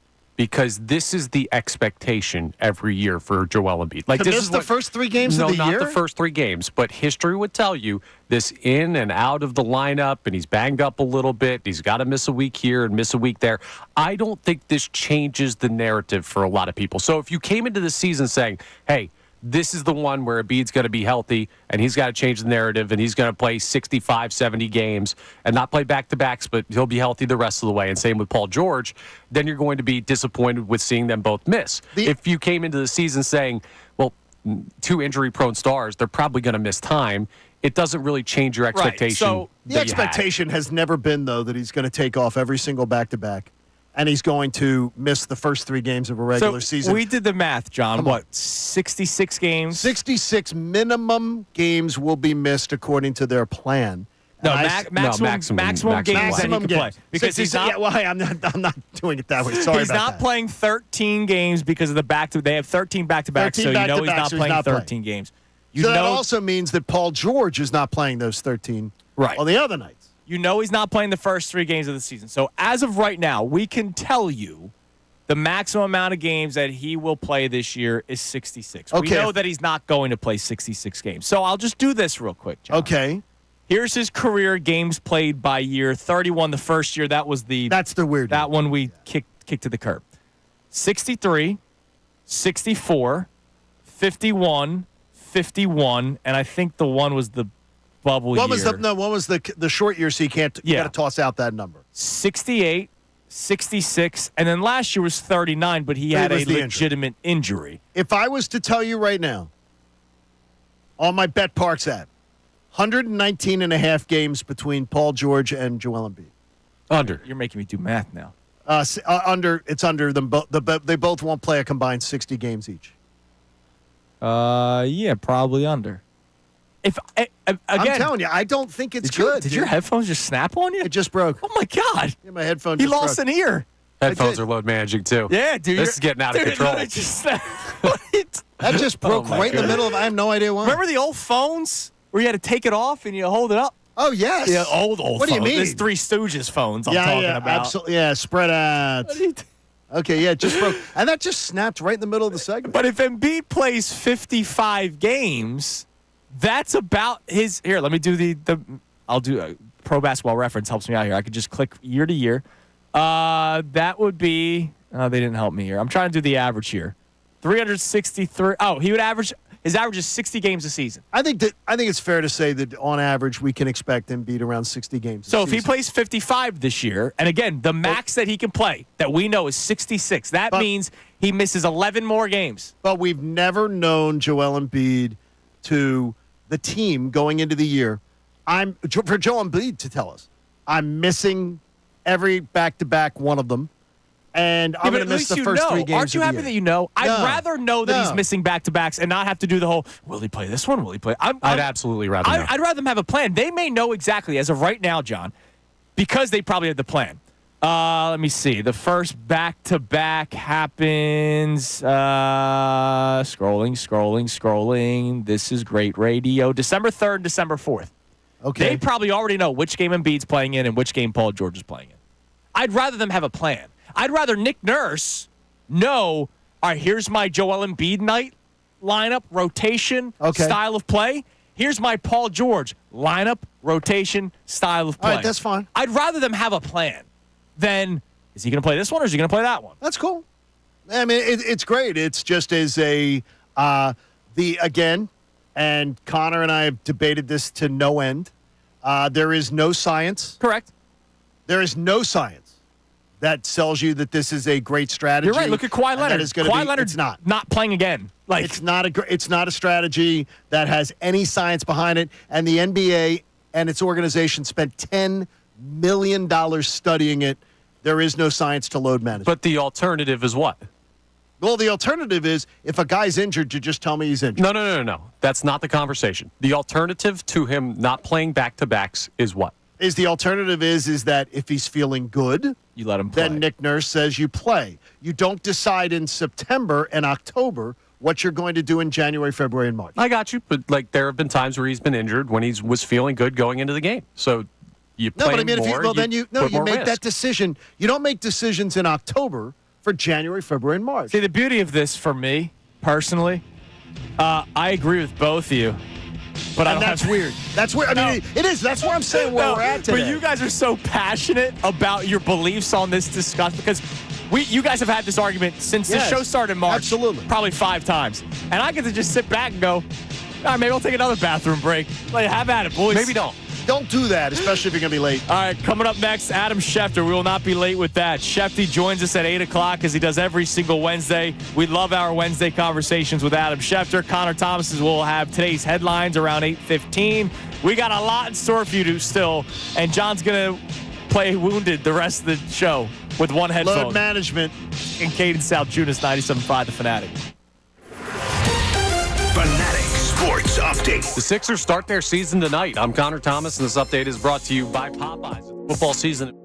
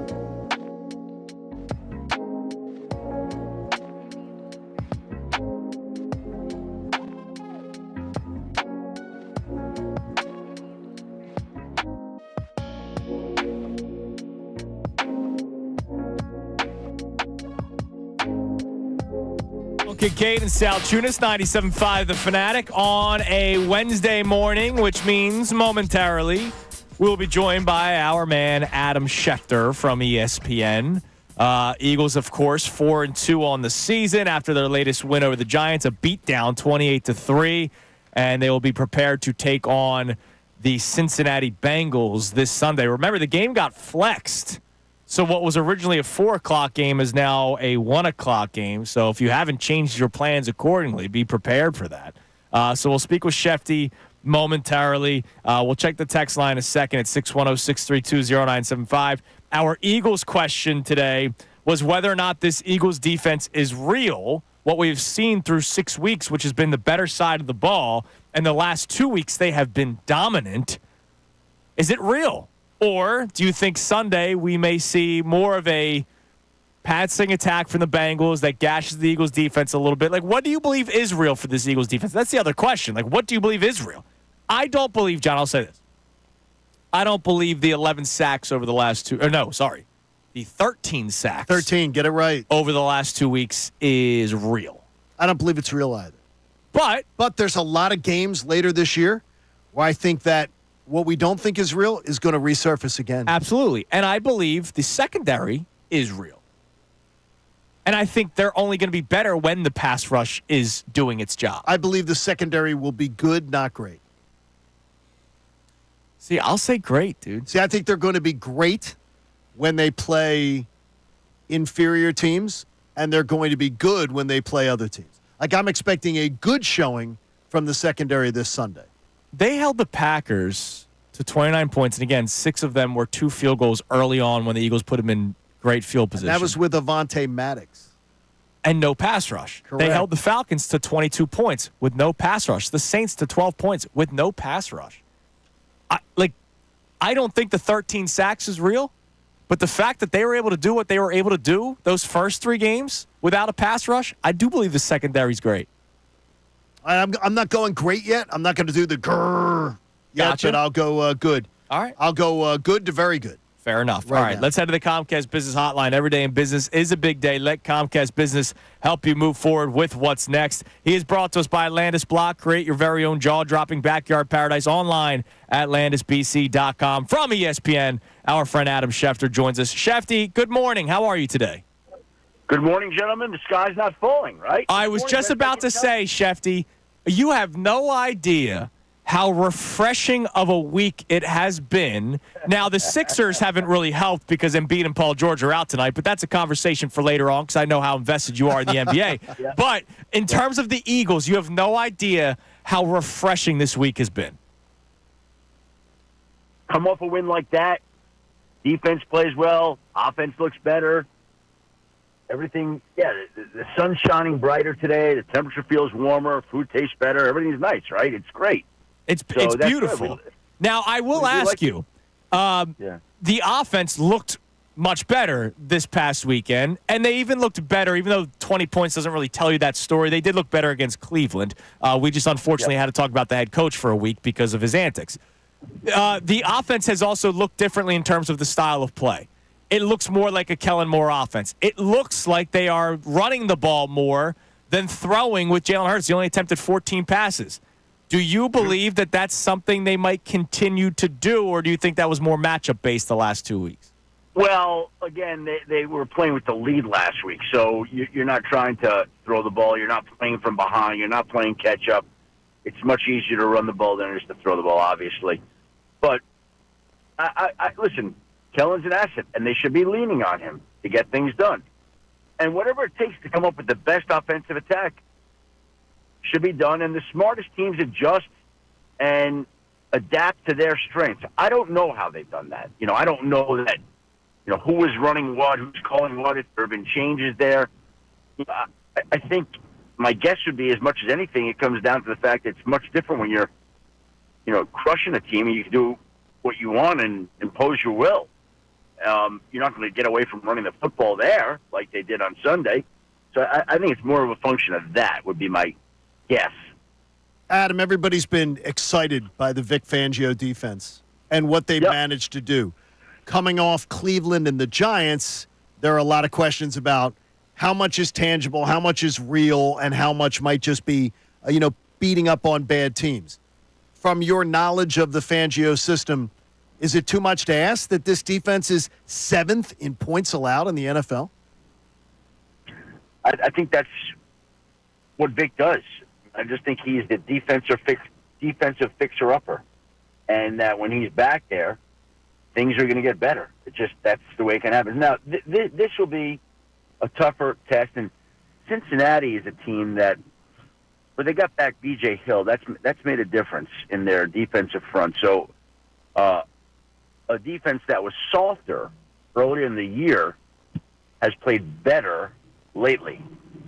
So that's something to keep in mind here. I don't think it's the same Bengals defense that they're getting. And the Bengals offense, we know what that is. I mean, they're dangerous for Joe Burrow and Jamar Chase, T. Higgins, all the weapons. Chase Brown's playing very well for the Bengals. So I think they're in a pretty good spot right now. And I think Vic's defense has played better and better. And I think guys are starting to get the system. It's showing in the results. And, you got to be pretty pleased with where they're at right now off the last 2 games against inferior offenses. Yes. So here's a better offense. Let's see how the defense holds up now. Shefty, speaking of this Bengals team, are we starting to see more of what you believe is real of Joe Burrow and the Cincinnati Bengals? Because they got off to a very slow start, but the last couple of games have looked a lot better for Cincinnati, just like it has for the Eagles. Yeah. Well, this is a team that has gotten better. And I think, what were they? Were they 0-4? I think they were 0-4. Now I think their first. They're 0-3. They beat the Panthers for their first win, so I think they were 1-3. And then they lost to Baltimore, that crazy, 38-35 game.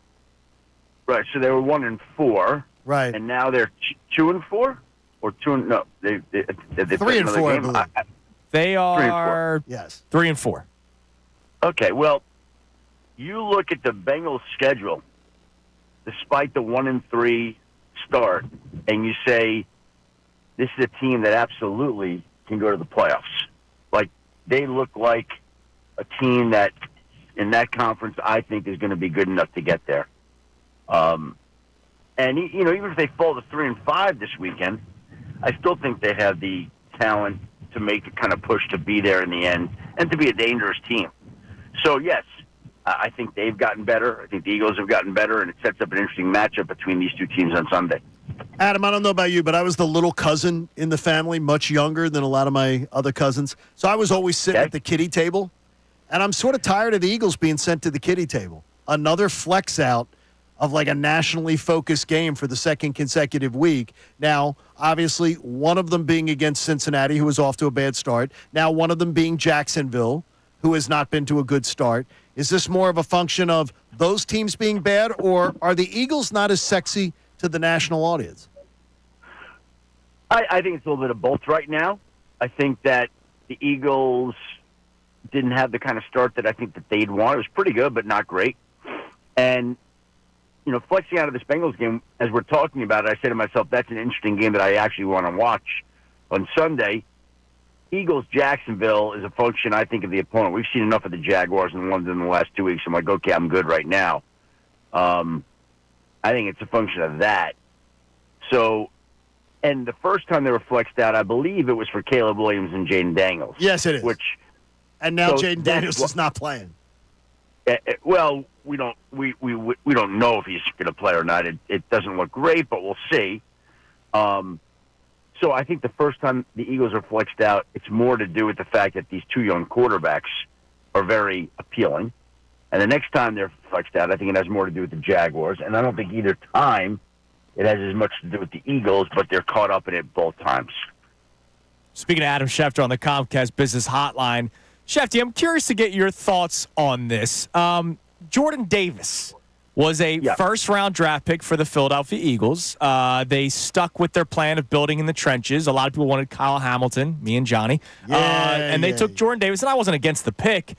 He played 21% of the snaps in this past game for the Philadelphia Eagles. Does Howie Roseman say, oh, man, that sucks? Or does he go, hey, good for you, Vic, for figuring something out with this defense? No, I don't think he thinks this sucks. I think that it's a work in progress, and they're trying to figure out the best way to use these guys. And, again, we're coming off 2 wins here, right? So what's the big deal? So if Jordan Davis is playing 21 plays a game and they're winning every week, do you care? No, I just wondered the mindset of a general manager who used a first-round pick on him, and then in year 3 of his NFL career, he's only playing 21% of the snaps.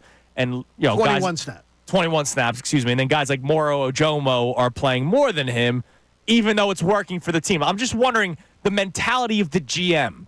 What's going through his head today? I think what's going through his head today is we got a game against Cincinnati on Sunday, got the trade deadline a week from Tuesday. Is there anything else that we could do to make this team better? That's what I think he's going to do. I don't think he's thinking, boy, Jordan Davis played 21 plays. I don't think he's looking at it like that. All right, I know you hear things. You don't have big ears, but you've got big ears literally for the business. What are you hearing? Are you hearing is it Howie's season? Is he stalking anybody, you believe? Not that I have specifically heard of. I think he's always making calls. They're always making calls. These things come together quick, right? Like DeAndre Hopkins. I just began to hear about it yesterday. Now, look, we all could talk about the Chiefs and Hopkins and how much sense it makes, but all of a sudden it comes together like that, in a 24-hour period when you weren't expecting that. So you're asking me, is Howie working on anything? And I can honestly say there's nothing right now that I know of. I also wouldn't be surprised if on Monday or Tuesday next week or Monday or Tuesday the next week, right before the deadline, I got a call, hey, you might want to check on the Eagles and this. Like, that's just because that's what he does.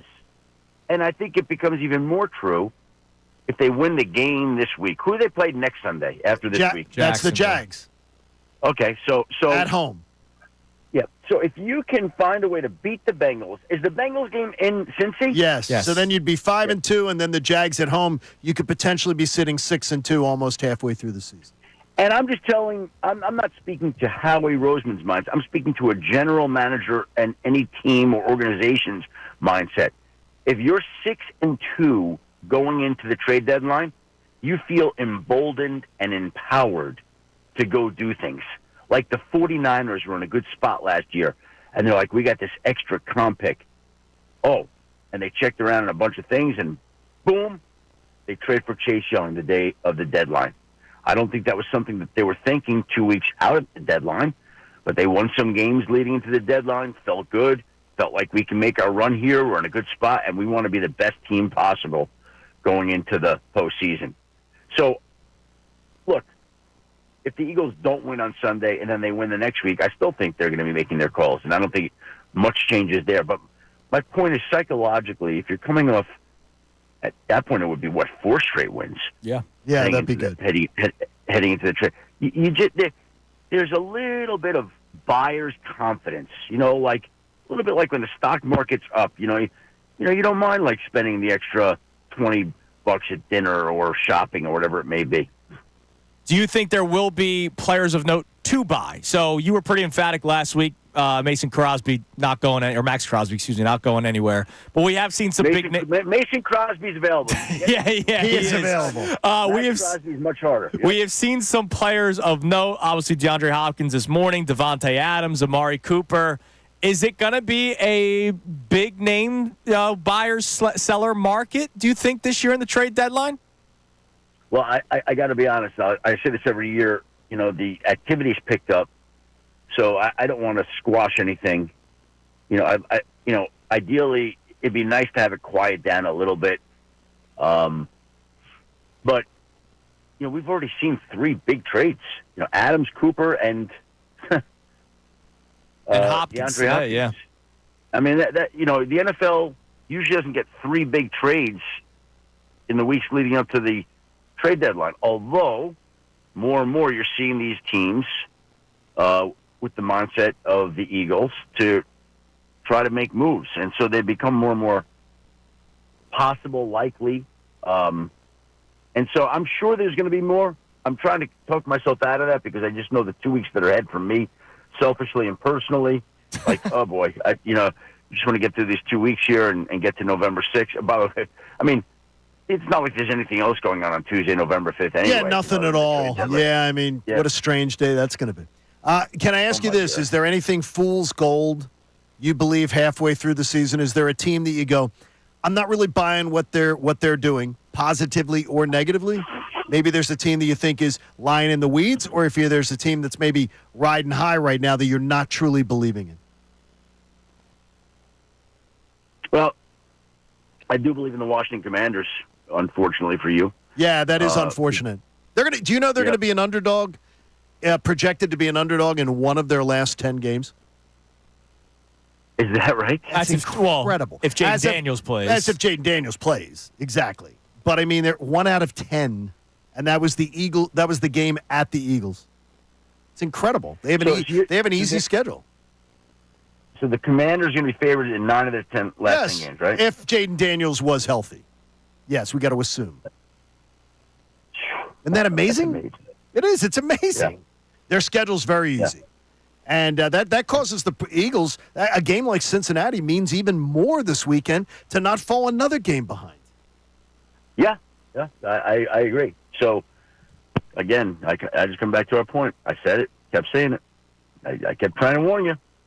Oh, I knew Coach Bro was going to have him going. I know he was going to have them all with his bumper stickers and everything. They're playing well for him. Dan Quinn's a hell of a motivator. Hey, you know what? In speaking to some people there, the one thing that they say is he is incredible at instilling, whatever the word is, implementing. He is great at implementing a culture. Like he's. I saw it firsthand, Adam, and it's one of the most impressive jobs that I ever saw in him creating that. I think his worst time as a head coach was the 60 Minutes on Sunday afternoons, but strategy-wise. But, I mean, as far as a culture and everything, I don't think there's much better. And that scares me. And he's done that. And so when you have a coach who does that with a quarterback who's Lamar 2.0, that's a dangerous combination in your division. Last thing before we let you go, Shefty, my brain's spiraling now because of the trade deadline discussion. At what point does a team realize we have a chance or we don't? And like the Jets are 2-5 this year, but the Jets just traded for Devontae Adams, and they have playoff expectations. The Dolphins are 2-4, but they're about to get their quarterback back in Tua Tagovailoa. The Rams are 2-4, but they're just 2 games back of the Seahawks. At what point does a team go, we got a chance or we don't? I don't think they view it as much like that. I think it's kind of a feel and a projection, and you're looking at your cap and you're projecting where it's going and you're assessing your chances. I don't think it's like a light goes on with these teams in these final 2 weeks and you say, oh, boy, we're not going to be able to make it this season. I think teams have a pretty good idea of where they're at, how realistic their chances are. That's factored in. Now, again, are these next 2 weeks important in helping cement those feelings? Yeah, of course.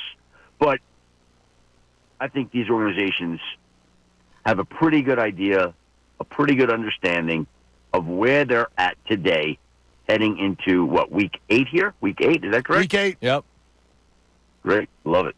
Shefty, you're the man. By the way, you're welcome. We blessed ESPN with our voices, John and I, during the Saquon Sunday NFL Countdown. The Saquon special. So you're welcome. That we tried to help your ratings. We tried our best, Shefty. We hope it didn't dip. You know what? It's funny. I just realized this. I did not see that piece. You should, because I'd like to. I'm going to. I bounce around sometimes. They throw me onto the fantasy football special, right? Or the fantasy football show. So I must have been doing it because not until you just said that right now I realized that I didn't get to see that piece. Well, hopefully, Sal played a small part in it. Yeah, it was mainly us. It was mainly us, Shefty. We were the story, not even Saquon. Don't tell Sal that. Yeah. You carried it. That's good. We did. Nice Shefty, we appreciate it as always, man. We'll talk to you next week. Have a great week, guys. Thank you, buddy. There he is, Adam Schefter on the Comcast Business Hotline, brought to us by Landis Block. Create your very own jaw-dropping backyard paradise online at LandisBC.com. Last segment, you and I were late coming back from the bathroom. Shefty was late to start. That's all right. That's okay, but that means no headlines. Sorry, Connor. There is something I want to get into, though. Okay. Because I know one of your stories was about a moment last night that we saw for the first time in NBA history. So we'll talk about that coming up next, but also We just kind of talked to Schefter about teams looking ahead. We're going to look ahead to the last day of November and where the Eagles will be when we wake up December 1st. W's and L's, John. Just kidding. Oh, jeez. Now, where could they be after what we've seen the last 2 weeks and knowing that there are some banged-up teams across the NFL? It's Kincade and Salciunas, 97.5 The Fanatic.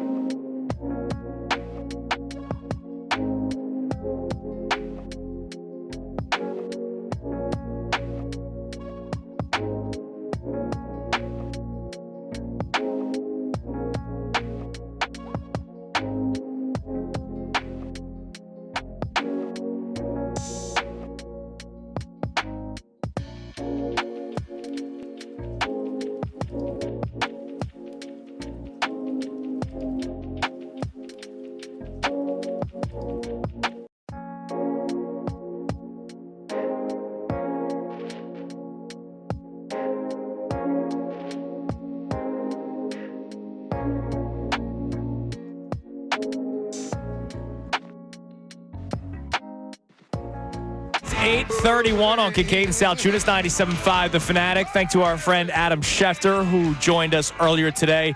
We'll play the 5 best minutes of Shefty coming up around 9:35, and there's a reason why not 9:05 or 9:10, excuse me. And what would that reason be? My buddy Charles Davis, our buddy Charles Davis. He's a great dude, man. Good guy. Very, very good person. He'll be joining us coming up at 9:05 today. He's going to be on the CBS broadcast for the Eagles-Bengals game. Remember, they were originally supposed to be the 4:25 or the 4:05 game, which would have been Nance and Romo. But I love Charles Davis, so I'm still excited for that. He's a great dude. CD is going to be joining us coming up at 9:05 to talk about the Eagles' first 6 games of the season, what he's studied so far, being prepared for this matchup, and then, of course, a preview of Eagles-Bengals. So we got that coming your way at 9:05, the 5 best minutes of Shefty at 9:35, and, of course, your text messages on this Sixers thing. Let's get a couple Sixers texts before we get into the Eagles look-ahead discussion. It's been an open forum, because there's not really a topic. It's if you're angry, you're frustrated, you're sad, you're pissed off, let us know. If you are happy that they're being cautious, okay. I don't understand the people that are like almost saying that this is a good thing. It is not. He's missing an October game. What's the big deal? He's missing 3, which means he's injured, or it's that the means something craziest happened. load management thing ever. Or he was injured like he was at the end of the Knicks series, and then he went and played in the Olympics while he was injured. And again, we have talked about it. We know he's going to be not playing 13 games because the back-to-back, the 3 games to start. So there's a maximum of 66 games that he could play. We averaged out his career except for year 1 and last year because of the injuries. He averages 60 games a season in his career. If he plays around 55, all right, it's below average, but I imagine we're feeling okay about it because he's probably going to win a lot of those 55 games. And I love the fact that you know what games he will be playing and what games he won't be playing, or at least the Sixers will know come back-to-back time, and you have at least Paul George in one of them and Embiid in the other one. So I do like that there's a plan, and they probably have that plan in place. I imagine Nick Nurse has rotations and stuff in place for that. It's just a bummer that night 1, we're already missing 2/3 of the big 3.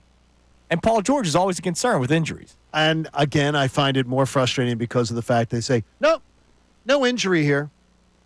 Just ramping them up. Yeah, and you have every right to feel that way, man. That's crazy. You have every right to feel that way. All right, what do we got on the text line on this? John from Swedesboro says Sixers will be fine this year. Embiid needs to be healthy for us to win anything.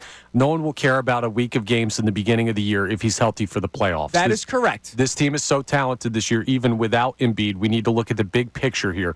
A healthy Embiid equals a better shot at a championship. And if he's injured, absolutely correct. And if he's injured, he shouldn't be playing. But they should just come out and say he's injured. Right. Okay. Because what I think they don't want to tell us, this is speculation. What they do not want to tell us is that he was injured after the Knicks series. It's the same injury, and he went and played on it during the Olympics. That's why I think they don't want to talk about it. I may be completely wrong, but I've seen enough in my career to speculate, yeah, that could very well be why. Because that would have been reckless and dumb that he did, and that's what I think they don't want to tell us. And Nick Nurse yesterday, he was humbling, bumbling, fumbling over that answer. Yeah, can you play it one more time, Connor? He was humbling, bumbling, fumbling. No, it's a tough spot. No, nothing new. It's a tough spot to be in. Like, I remember, I felt bad for Brett Brown when Sam Hinkie would run and hide, and we hung a banner for him. He would run and hide, and Brett Brown had to answer every single question about guys playing and not playing. So it's a tough spot to be in. Here's Nick Nurse yesterday talking about Embiid missing the first week of the season. No, there's been no setbacks. No, we've again, he's really active. He's lost some weight. He's out on the court, etc. Just kind of sticking with our plan of making sure we're getting him in a really, really good place before we get him playing live.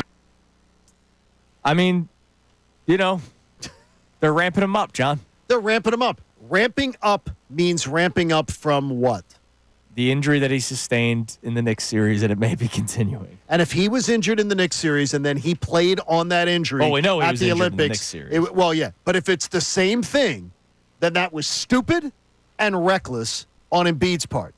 If it's another injury, why wouldn't you tell us? Right. It's absolutely – there's no excuses for, well, they don't need to tell you. They don't need to know. That's absolutely absurd. Or it's It's more of. Or, John, they think they're going to go 3-0 to start the season. Guess what? I hope they do. We're all rooting for the same thing. Damn and right more we are. importantly, though, if Joel's injured, I don't want him playing. No, I don't want him. yeah, I don't you want him him. to be- you I want him don't to want be him. I don't want him trying to. healthy. I want him to be healthy before he steps on the court. So if he has to Right. miss 7 or 10 games to start the year, I'm okay with it. Now, I know the fans' perspective. Let's talk about his teammates for a second. Do you Okay. think there are any players on the Sixers that would have told him not to play in the Olympics? No. No, I don't think so either. I don't believe so either. But Do you think one of the players goes? Do I believe they think it behind the scenes? Maybe. Absolutely, 100%. I wouldn't be surprised. 100%. Like, oh, wow. I believe Come that on. they would Come on, go dude, why are you doing to that? his face. They would go, yeah, and then they'd go, oh crap. And I bet you that there are some now having those same conversations. And I think those players that would say that would do the exact same thing if they were in Joel Embiid's spot and they were offered a Yes. spot on that team. I believe that's true. And I think that could very well be true. So- It doesn't make it less selfish. It doesn't make it less reckless if it's true. If it is true. And the reason why you say It if, doesn't and the make- reason why you right. speculate is because we haven't been told that it because is. they won't tell Right. us the truth about what's going on. So if it's true that that's the injury, if it's the same injury from the Knicks series, then it was stupid to play in the Olympics, and it's reckless what he did to the franchise and to the fans. I get what you're saying, but here's kind of an analogy I'll use to compare it. So, like, let's say you guys got kids. And Cooper Yep. will get to the point where he gets grounded one day because I know you got grounded a bunch, Andrew. But I'm sure Liv was at some point. You Yes. ground your kid and they want to go to the high school dances. No, you're grounded. But you ground your kid and they want to go to something like they have this amazing opportunity. They want to do an internship at NASA or something. Sure. You're like, yeah, I know you're grounded, but kind of this is once in a lifetime. So And I would okay. absolutely do it, but the thing is, That's it's what the Olympics were for Embiid. but it's a thing where he didn't take care. You know what's important, and I did it for years where I had a full-time job doing a Monday through Friday radio show, and then I did a network radio show, and then I did a podcast on the side.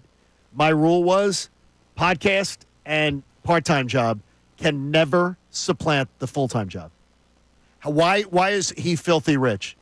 Because of the full-time job. That has to come first. The priority had to be the 76ers first, not his own personal desire to do something on the side. Yes, and then you look at the Olympics and you say it's kind of a Trump ball.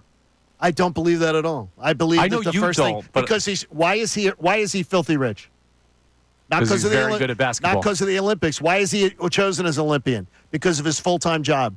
You never, for people who have side hustles, don't ever let the side hustle take away from your full-time job. I don't think it's fair to call the Olympics a side hustle.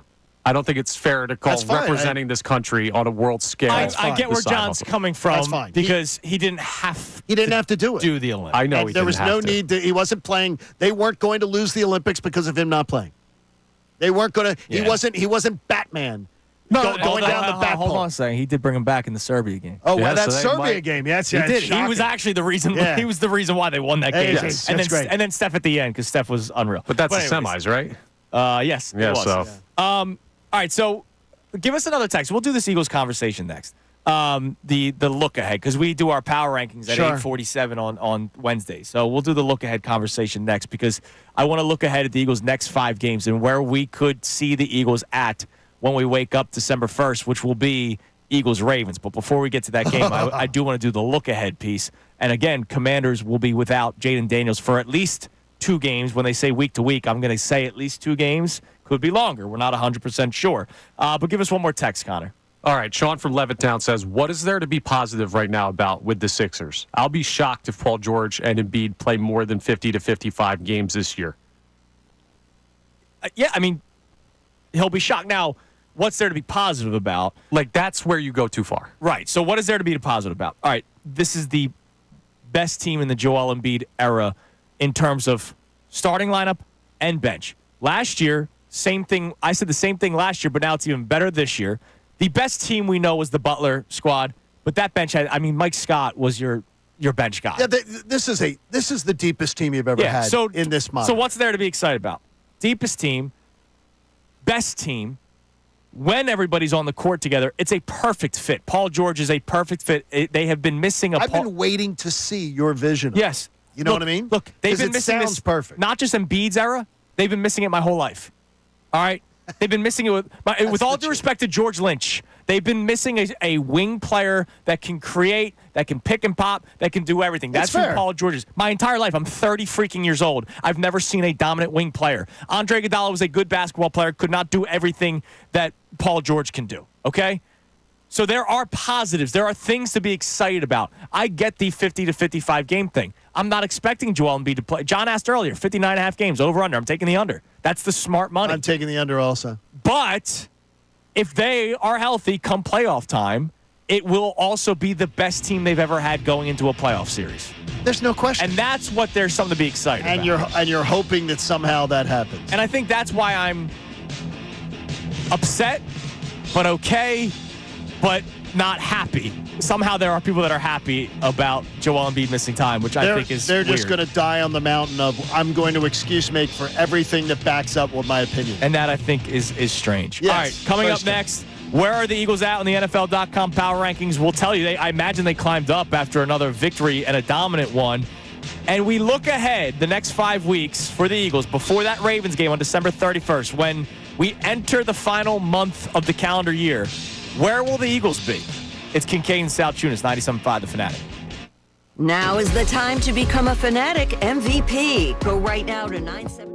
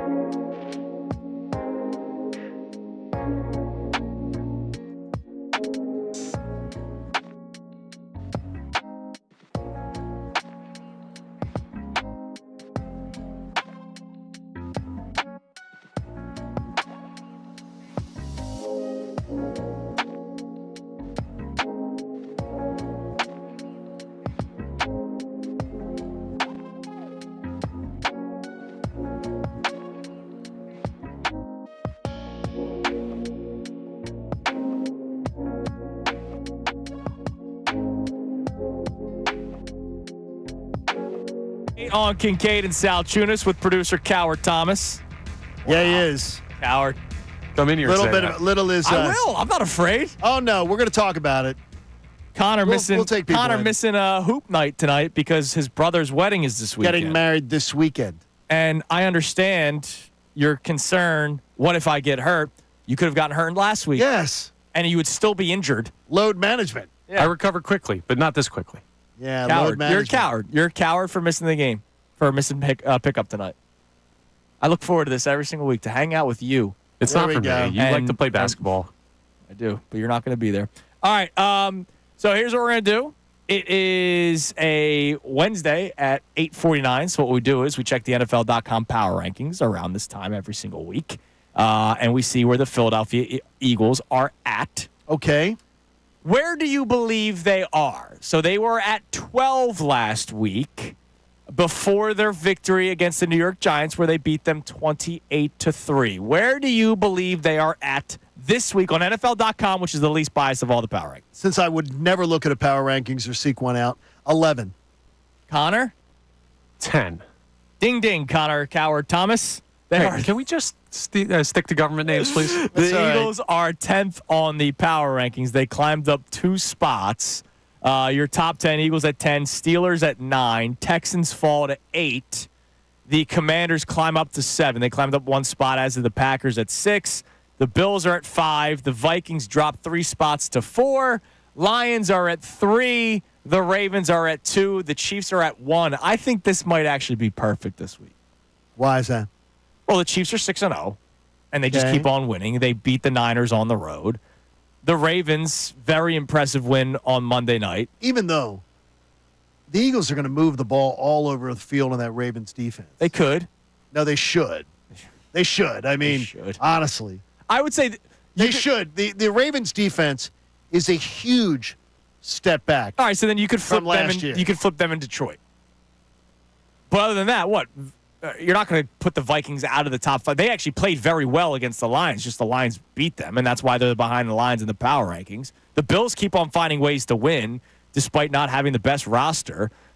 The Packers, maybe the Packers could be behind the Eagles because the Eagles beat them, but he's my buddy Chuck Smith, who we've had on the air here on the show, is he's the pass rush guy for the pass rush specialty, coaches it for the Ravens.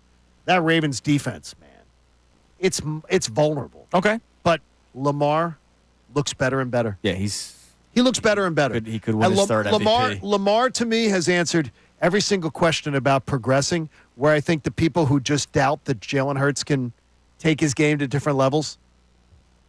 Look, Jalen Hurts was a better quarterback in college than Lamar Jackson, I believe. The one question that still remains with Lamar is the playoffs, and that's right. It does. That's the last thing. But he has added stuff to his tool belt every year. Oh, he's tremendous. I got a ton of respect for Lamar. I love Lamar Jackson. He's getting better. I was so scared when they were thinking about trading him, and the Commanders were one of the teams. Right. I was so scared. Now they got Jaden. Yeah, so they got younger Lamar. Yeah, I know. So the Eagles at 10 is what they wrote about him. It was another slow start offensively, but Saquon Barkley wasn't about to be a no-show in his return to the New York on Sunday.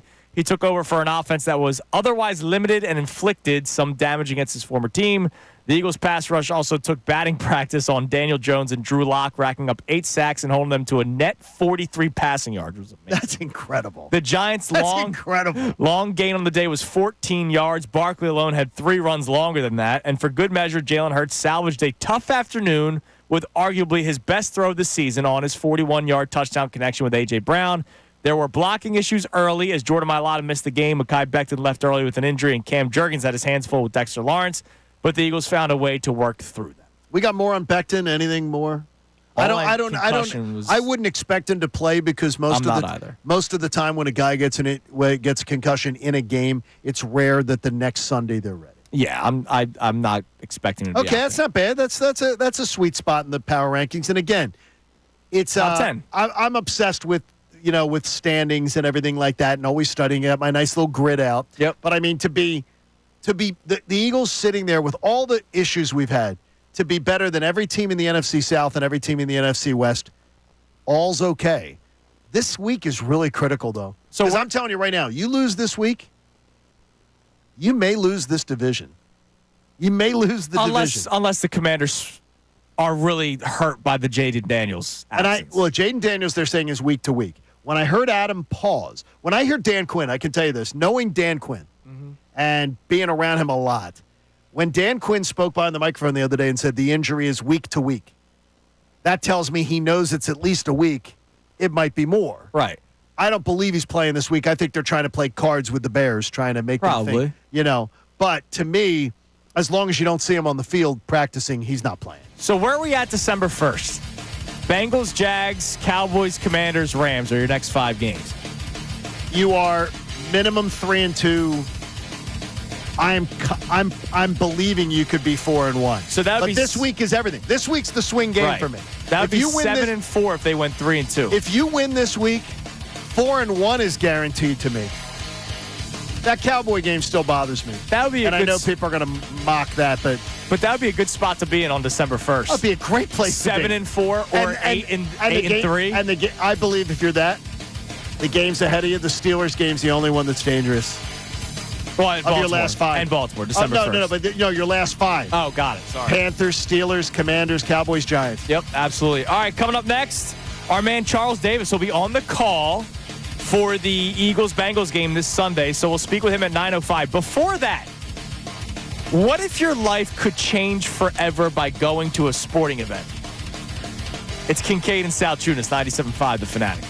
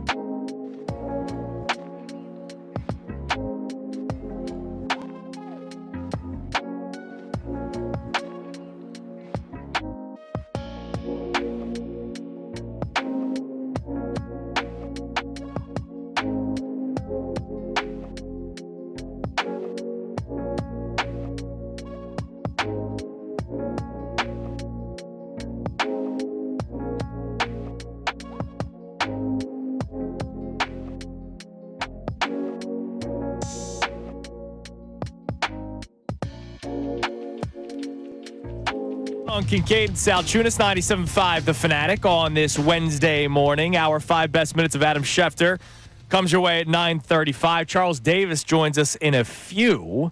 Don't forget tonight's game for the Sixers can be heard right here on 97.5 The Fanatic. Obviously disappointing that Joel Embiid and Paul George will not be playing, but Tyrese Maxey and company still going out there. And I'm excited to see Andre Drummond back in a Sixers uniform. I am too. Like last year, now that he's not here, I feel like I can be even more vocal about my dislike of Paul Reed, the basketball player. Not the person, the basketball player. No, not the person. Real good dude. I couldn't stand watching him play basketball. You ruined him for me. You and Ray Dunn. Yep. I could not stand watching him play basketball. And the whole out the mud thing, I get it. People fall in love with certain things. He's going to be a mess in Detroit. You just watch. You talking to Ray about the fact that every time he gets the ball, he had to put it down the floor before he went up with it. Every time I was watching for that, and every time I saw it in traffic, it pissed me off. Yeah, because defenses in the NBA are quicker than those you play when you're at DePaul. Well, when you're a big man, they always tell you to dribble as much as possible. That's what they always tell you to do. That's exactly what you're supposed to do. Yeah, I think Nick Nurse also. I think he was a headache for Nick Nurse at times. Remember that? I think he was. Where he dribbled through his legs, and you literally saw Nick Nurse throwing his arms up in the air. Anyways, I'm glad he's in Detroit with the Tobias. Sixers. Have fun. The Sixers inflict a lot of angst on their fan base. Some of it deserved, some of it not. But I had this one gentleman on social media today just trying to argue Embiid's not hurt. They're just giving him time off. And I'm just like, would you just stop? They're not just doing Could you just stop? Hey, congratulations on your new job. Why don't you take the first 2 weeks off? Yeah, exactly. Yes. And he goes, it's rest after the Olympics. I'm like, yeah, sure. Gotcha, buddy. No, it's not. Yeah. Rest. All right, so yesterday, history was made, John. All right. The Shohei Ohtani 50-50 ball, the 50th home run. He already had the 50 stolen bases. Sold at an auction for $4.39 million. I had to go read about this after you brought it up this morning. Yeah. And knowing we would be talking about it.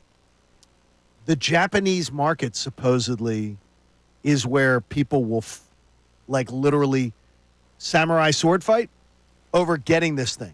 Okay. So where it seems crazy to us, that price tag, supposedly it will be sold or put up with Japanese investors that will fight for this thing. Yeah. Now, I would say then why weren't they in on it yesterday, if that's the case? I don't know. It's a good question. Maybe now that that's incredible. Maybe they now know what the price tag is. $4.3 million. And so literally, it's absurd. I teased it going to the break. Imagine if your life changed just going to a game. You went to that game hoping to see history. Not just see it, you caught it. That guy could have been a hundredaire, 100,000aire. I don't know. He's now a millionaire because he caught a baseball.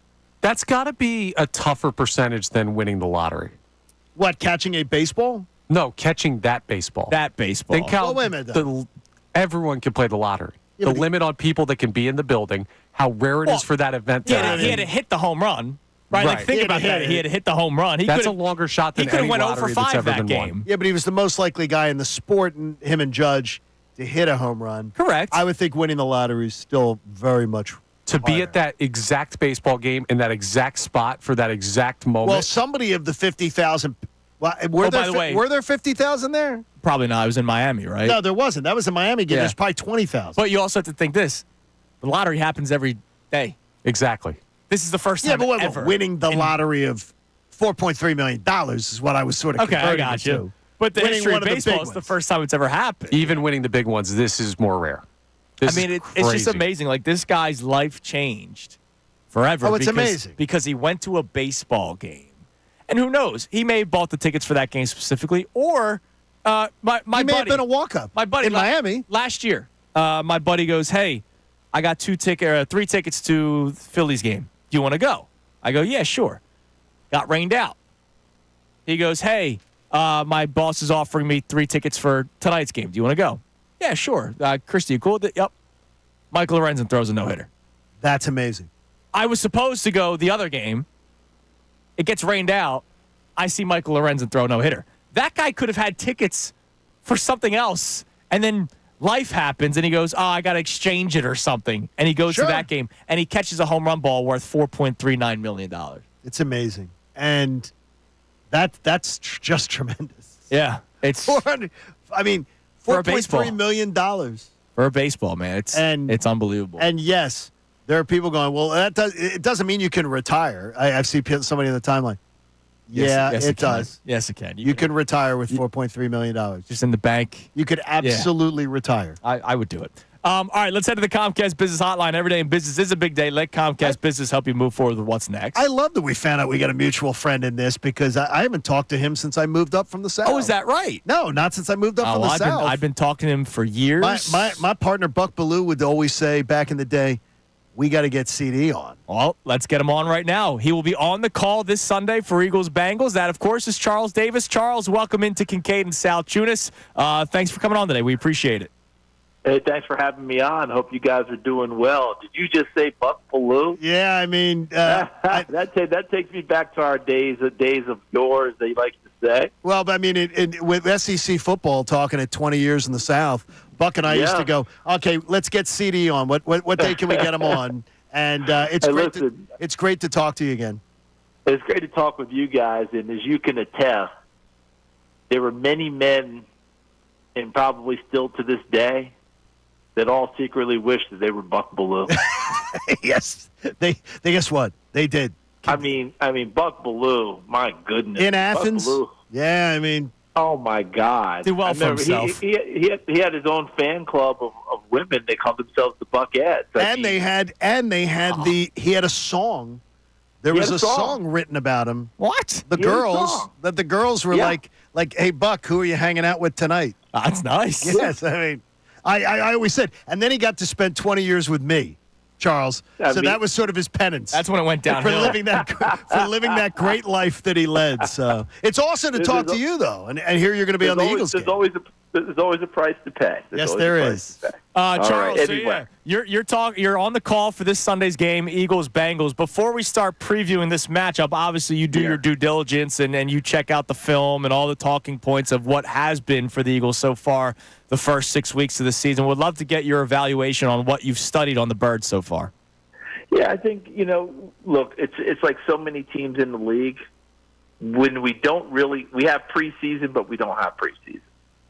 So the first month of the season is still a shakedown time. And sometimes we can use that a little bit too much.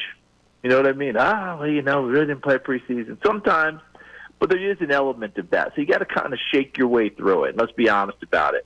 For the most part, teams, if they come out of September and into early October at 2-2, they feel pretty good about it. But it feels better if they're 2-2 and they kind of know who they are and where they're headed. Some teams don't have that. And I think that Philadelphia knows where they're headed. And recent weeks, you're seeing the defense starting to play better. Guys who hadn't had big roles before or had been expected to have big roles and hadn't fulfilled them are starting to make their moves. I'm looking at Nolan Smith. I'm looking at Kobe Dean. Those kind of guys are now starting to jump up. You got Quinion Mitchell, a rookie corner who flashes plenty of potential, and, of course, is going to have his rookie moments and bumps along the way. How great is it you're getting Sidney Brown back? I mean, not just as a player, just as who he is and what he does for a team, a defense, a locker room. That's big-time stuff. Offensively, it's been very interesting to watch because having Barkley with that offensive line and the ability to play through him, but, you heard all the stuff in preseason, and there's going to be more motion, there's going to be more shifts, there's going to be those things. I haven't seen as much of that. I attribute it more to the fact that receivers have been in and out of the lineup, and other people have been in and out of the lineup. And I think that Kellen Moore, the offense coordinator, has been very smart about understanding if you don't have your core guys going and they don't get the practice time in, that time on task, running motion offense, doing a lot of shifts and movements is not the greatest thing you can do. It often leads to a lot of pre-snap penalties, sets you behind the chains, all those other things. So I think we'll see more of that as the consistency builds. If A.J. Brown stays in the lineup, right? If Devontae Smith doesn't miss time, if Dallas Goedert becomes fully healthy, things of that nature. Now you start to get it where they practice all week and you can put those things in as opposed to, hey, we got a bunch of guys in and out of the lineup. Here we go, shift in motion. Ball start, 1st and 15. Kellen Moore, I think, is very, very deliberate about not wanting to do things of that nature. Charles, the defense has really taken a step forward, especially in the last couple of weeks. But it's the Browns and it's the Giants. We're trying to balance out what's Vic Fangio got cooking here, and is this inexperienced defense eventually going to get exposed, maybe by a quarterback like Joe Burrow? That's a great question, because the funny part is, as you guys have already figured out, both of these teams have played the exact same two teams in the last 2 weeks. You know? So they're both coming into this game feeling better about themselves, but still with questions that have to be answered. And I think they both look at this opponent this week.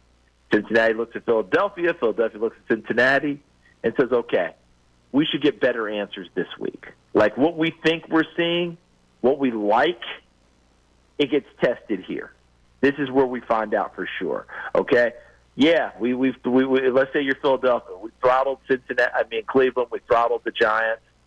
But this is Cincinnati and Joe Burrow, who earlier this year threw 5 touchdown passes against the Baltimore team. That's pretty darn good. That's where they got to find out. You flip up your Cincinnati. You finally won at Cleveland for the first time since 2017, which means something when you're division rivals. You know how it is in the NFL when you see these stats. They haven't won here since 2000. Okay, they played twice since 2000. It doesn't mean the same. But if you're in the division, yes, every year you go there. How they hadn't won in Cleveland, kind of a mystery, but they finally got it done. The win at the Giants wasn't pretty. It was 7-6 at the half, or 7-0 at the half, excuse me. So they know that they've got some things that they have to prove, and against the Vic Fangio defense has been playing a lot better in the last 2 weeks, they're going to find out more about themselves as well. Charles, Nick Sirianni has said a couple of times this season that they're still trying to figure out the identity of this football team, specifically the offense. What do you believe the identity should be? You have a great back in Saquon Barkley, but you have great receivers too. Is that hard to try to figure out if you're Kellen Moore? I don't think so. And I think Kellen already knows where he wants to go with it. But I have to go back again with the consistency of the whole thing, having those people in the lineup, having those people that are ready to go. And, of course, obviously you're asking everyone to step up. Like Grant Calcaterra, how about him jumping in when Goddard got hurt and all of a sudden balls coming his way and he's making catches, making plays? I'm quite sure on his drive home he had a little grin to himself like, whoa, this happened? Cool. Doesn't mean he's happy Dallas Goddard was hurt. But in his wildest dreams as an NFL tight end in a situation like he's in, ball's not supposed to find him that much. And it did. So those guys step up, make plays for you. But the identity to me is when you have a back like Barkley, that just means you can do almost anything you want when you want to because of the attention that back draws. Charles, and that back is also a guy you can throw the football to out of the backfield, so he gives you that added dimension. Do you go into a game, though, telling your offensive coaches, design the game plan so it benefits the defense, so we're looking to have long drives? Or when you have home run hitters like A.J. Brown and Devontae Smith and Saquon Barkley, you don't worry about that and you just say score as many points as possible? Yeah, I think it's much more the latter, especially when you have a defense like Philadelphia has. Because with the talent and the potential over there, and them starting to perk on better cylinders now, I don't think you're spending a lot of time saying, I have to protect my defense. I need to score. I like to score points. Scoring points is a good thing. When you have a defense that is struggling or you are a team that overall has a lot of holes in it, then you're going to play a different style where you have to protect both sides of the ball. I don't think Philadelphia's in that position where they have to protect anything. If they get going and they get perking, they're going to be fine. Plus, here's the thing. On a given Sunday, with Philadelphia's defense, talent, Vic Fangio running it, knowing how he adjusts, do you really think you're going to be in a lot of shootouts if your offense is going well? You really don't. You think that you're going to be in pretty good shape. What makes Vic Fangio so good, Charles? His ability to see things happen on the fly and know why it's happening, where it's happening, and how to adjust doing it. And you guys know as well as I do. Maybe the most overused word in the history of football is adjust. Okay? Because we all say the same thing. Where was your halftime adjustments? Oh, well, they adjusted so well. You and I also know that the best ones don't wait till halftime. They adjust series to series. Right. Okay? And that's what Vic Fangio is able to do. To be able to diagnose it, figure it out, know how to fix it, know how to jam it, change up what you're doing to maybe give the offense a different look, emphasize some other portion of it. Vic is old school. All right, so when you ask him a question, he's going to give you the most basic answer that will allow him to get away from talking to you and get back to doing what he wants to do. All right? So, Vic, what about this defense so on? Well, our job is to make sure they don't score more points than the rest of our team. Boom, we're done here. But how he goes about doing it depends on who's on his team, what his talent level is, what part of the defense he needs to emphasize more than others, and how can he bring out other things in other people. If you go back over all those defenses that he's been so great with, you'll find that he's emphasized different roles in different places. It's not been done the same way every place he's gone. That's what makes him such a great coach. He's doing it based on who's around him at that time and what they do best. We are going to hold you responsible. We're listening to the broadcast on Sunday, and we're going to hold you responsible if you don't get this information out there. There's a lot of speculation that this has not been Kellen Moore's offense, and that Nick Sirianni has been sort of heavy-handed in his involvement. So in your pre-show prep, I want you to get to the bottom of that, and then I want you to share that with the audience. And we're challenging you to do that. Yeah, listen, I love being challenged. I know that. I love that, and we'll do our best to try and find out what the real truth is. So I'm gonna call all my friends, and I'm gonna jump back into my Hardy Boys books when I was a kid and do a little sleuthing, as they used to call it. There you go. And maybe I'll even go, call my man up in England, see if Sherlock Holmes could come over and get to the bottom of it. But we'll see what we can find out, see what we can do as we go along. And the best part is we're looking forward to a really good game. Damn right. Now, last thing for you, Charles, because you do have a good game in terms of the on-paper matchup of the quarterbacks, Jalen Hurts and Joe Burrow. Would love to get your evaluation on Jalen Hurts through 6 weeks so far this season. I like what I've seen better out of the last 2 weeks, because quarterbacking to me is understanding what your team needs on a given weekend to win. Right? That's what it really comes down to. How do I need to play? What style do I need to play for my team to win this Sunday? Do I have to give them 350 yards throwing the ball? Do I have to just take care of the football and Saquon can run it like mad? How am I converting on third down, which has been a little bit of a mystery, frankly, for both of these teams. What's going on offensively trying to convert on third down, because both of them have had their struggles doing it. And you wouldn't think so with these two quarterbacks and the talent that's around them. So that has to be gotten to the bottom of. But I just think these last 2 weeks in watching him, and here's the other part. You're not going to get very many weeks where you only have to throw it 14 times in the NFL. Right. That felt like week 0 in college football when some powerhouse ran over some nobody. You know what I mean? Where you can just do what you want, how you want to do it. And as a general rule, you don't get away with only throwing it 14 times. Absolutely. But very efficient in doing it, did it right. Let's see where that continues. But for the last 2 games, no giveaways, and that's a big, big deal. When you can take care of it and take care of the defense that way, that's a big, big deal. And Burrow's off to a pretty nice start himself, but the last couple of weeks have not been the same fireworks as he had going on that 3-game stretch earlier this year. Right. Charles, we'll be listening to you. We can't wait. You'll be on the call with Ian Eagle and Evan Washburn on Sunday. We appreciate you taking the time coming on with us, and we'll be looking forward to watching and listening to you on Sunday. Thank you so much. Thanks a lot, and break out one more time the Buck Baloo song for the fans. Andrew didn't know that story. I did not know that one. They may not know him in Philadelphia, but when they hear that, they will want to know who Buck Baloo is. You're the man, Charles. We appreciate it. Guys. There he is, Charles Davis on the Comcast Business Hotline, one of the nicer people he is that you can talk to. I'm sure you'll be listening to some clips of his during the Mike Missanelli show today. I'm sure you will, and I'm sure that he's going to get to the bottom of this Sirianni thing. Yes. He will. He'll ask about it. But notice, he likes how Jalen's played the last 2 weeks. Yeah, we all do. Right? Because they simplified the offense. Yeah. Stick with it. All right, coming up next, we have our 5 best minutes of Adam Schefter. But before that, we've talked so much about the disappointment that Embiid and Paul George are not playing tonight. Let's talk a little bit about actually tonight's game, in which the players that will be playing. Tell me what you think we're going to see. I have a lot to say. I have a lot to say on it. That comes your way next on Kincade Salciunas 97.5 The Fanatic. Fanatic Sports Update. The Sixers tip off the season.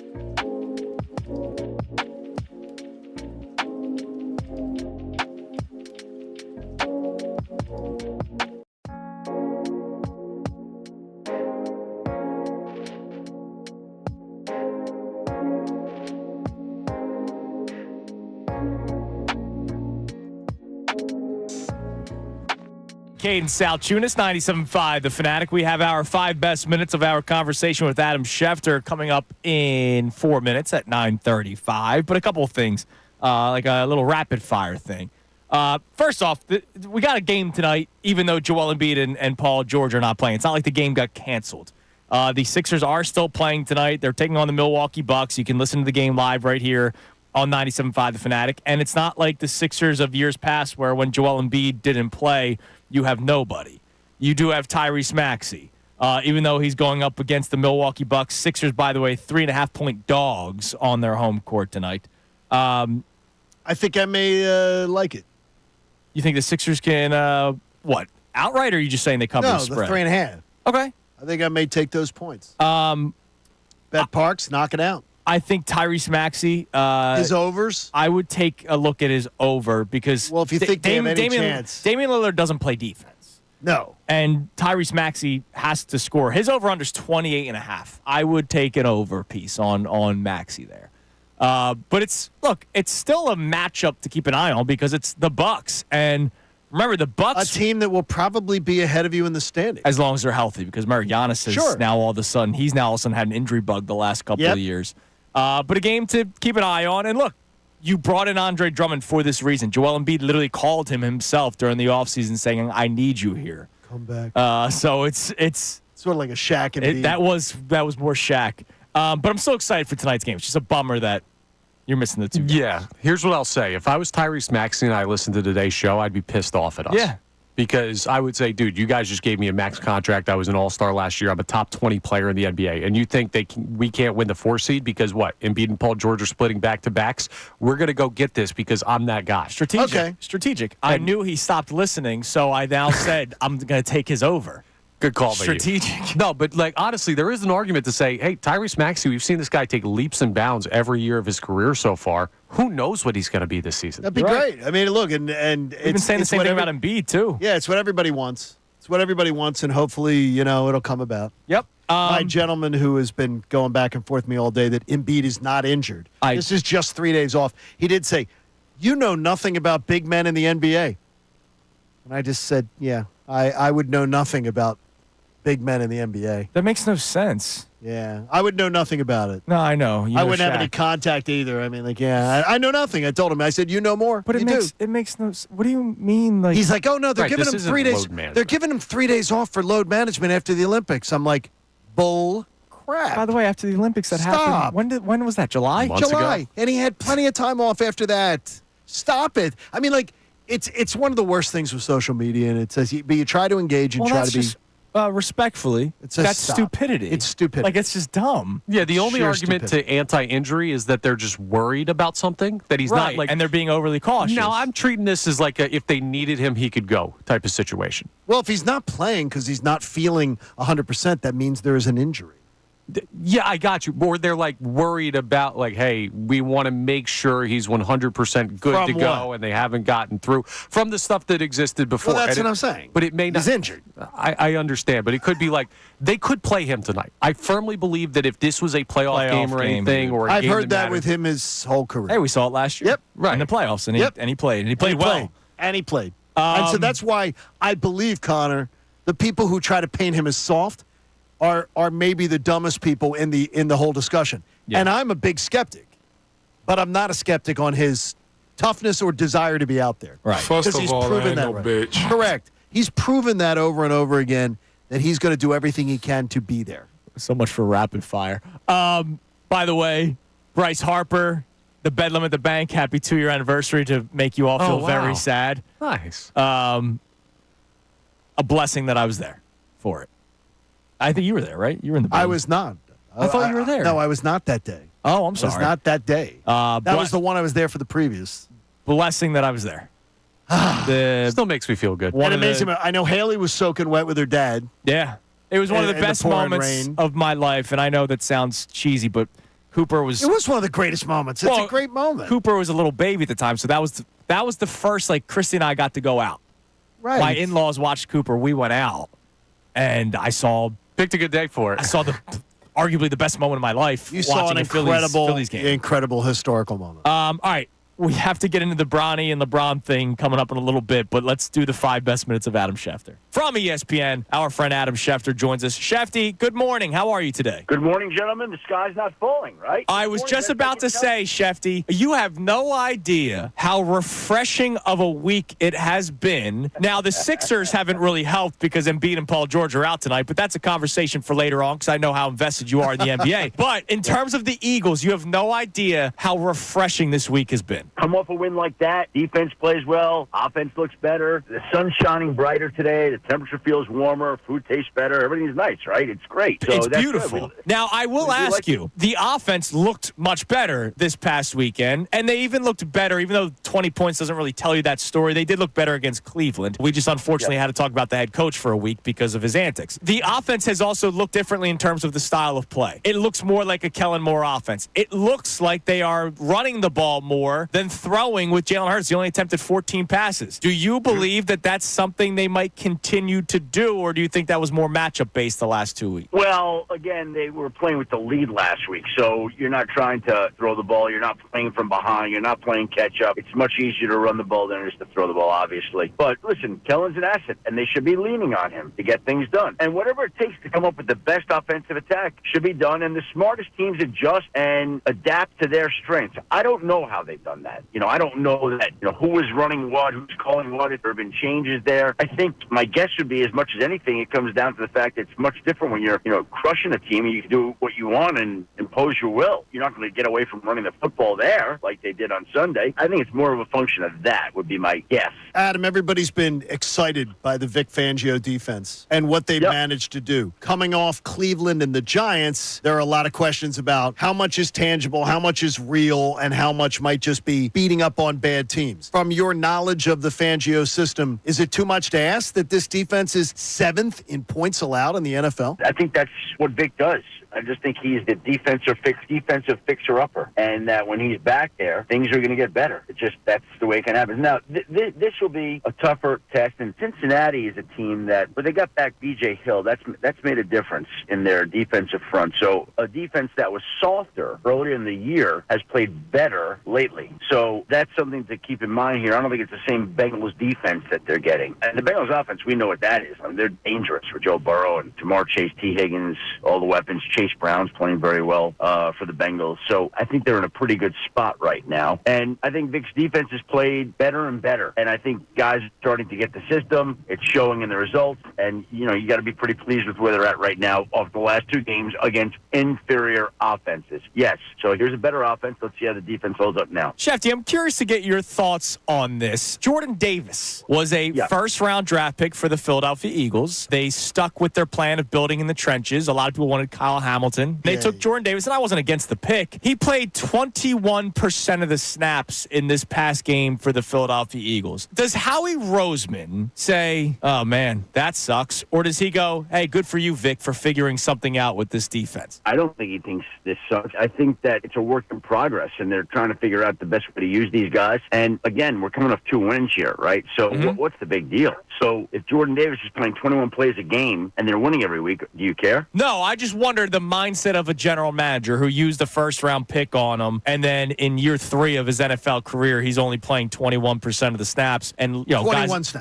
snaps, excuse me. And then guys like Moro Ojomo are playing more than him, even though it's working for the team. I'm just wondering the mentality of the GM. What's going through his head today? I think what's going through his head today is we got a game against Cincinnati on Sunday. Got the trade deadline a week from Tuesday. Is there anything else that we could do to make this team better? That's what I think he's going to do. I don't think he's thinking, boy, Jordan Davis played 21 plays. I don't think he's looking at it like that. All right, I know you hear things. What are you hearing? Are you hearing, is it Howie's season? Is he stalking anybody, you believe? Not that I have specifically heard of. I think he's always making calls. They're always making calls. These things come together quick, right? Like DeAndre Hopkins. I just began to hear about it yesterday. Now, look, we all could talk about the Chiefs and Hopkins and how much sense it makes, but all of a sudden it comes together like that, in a 24-hour period when you weren't expecting that. So you're asking me, is Howie working on anything? And I can honestly say there's nothing right now that I know of. I also wouldn't be surprised if on Monday or Tuesday next week or Monday or Tuesday the next week, right before the deadline, I got a call, hey, you might want to check on the Eagles and this. Because that's what he does. And I think it becomes even more true if they win the game this week. Who they played next Sunday after this week? That's the Jags. Okay, so at home. So if you can find a way to beat the Bengals, is the Bengals game in Cincy? Yes. So then you'd be 5-2, and then the Jags at home, you could potentially be sitting 6-2 almost halfway through the season. And I'm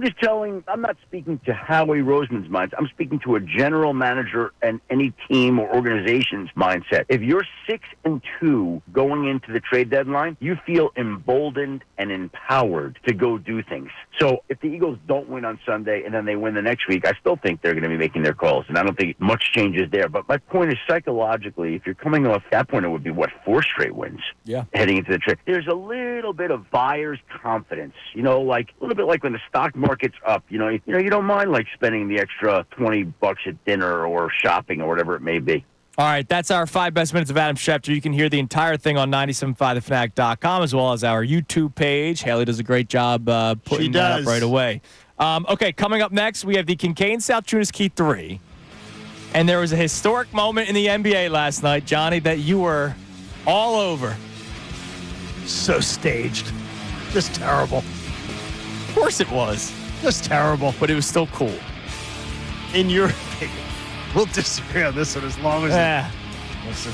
Man. I think it's cool. Yeah, I like happiness. That's great. Right. It's Kincade Salciunas here on 97.5 The Fanatic. ESPN's Adam Schefter. I don't care what the band said. You know what you do? You say, hey, big.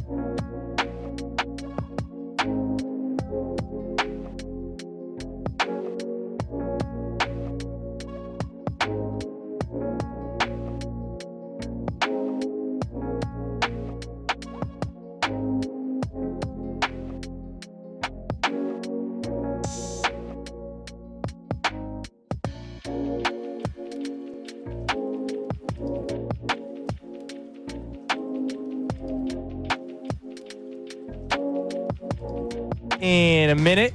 Connor says we have very special listeners right now. Is it the LeBron James family? Because we're about to talk about that. It's not, but real quick, we have a couple of Germans in town for the wedding because my dad was over there in the Air Force, and they are very excited. The Zamars are very excited to hear German John after the Key 3. So you are on absolutely the main stage today. And by the way, your brother about to enter the main stage this weekend and his lovely fiance. Yes, excited for the wedding, wishing them best of luck. It'll all go off without a hitch. Give his name, Connor. Chase. Yes. Chase Thomas, getting married. And his fiance. What's the family name? Zamar. Guten Tag, Zamar family. Guten Tag is what I say to them. They're going to love that. We're glad that they are here. I wasn't going to go that far. Welcome to our country. So we've gone international again. We have. I love it. It's a big day. And congratulations to Chase and Michaela. All right, it's time now for the Kincade Salciunas Key 3, presented by Vonsi Brewing. Now, the Kincade Salciunas Key 3. Today's best. You posed this question yesterday, John, talking about the Eagles' defense and whether or not what we're seeing so far is kind of real, because they have been the better side of the ball this season. Top 10 exactly in points as allowed. we talked about all summer. If you listen to this show, we told you that they were going to be 7th in points allowed. Yeah, sure we did.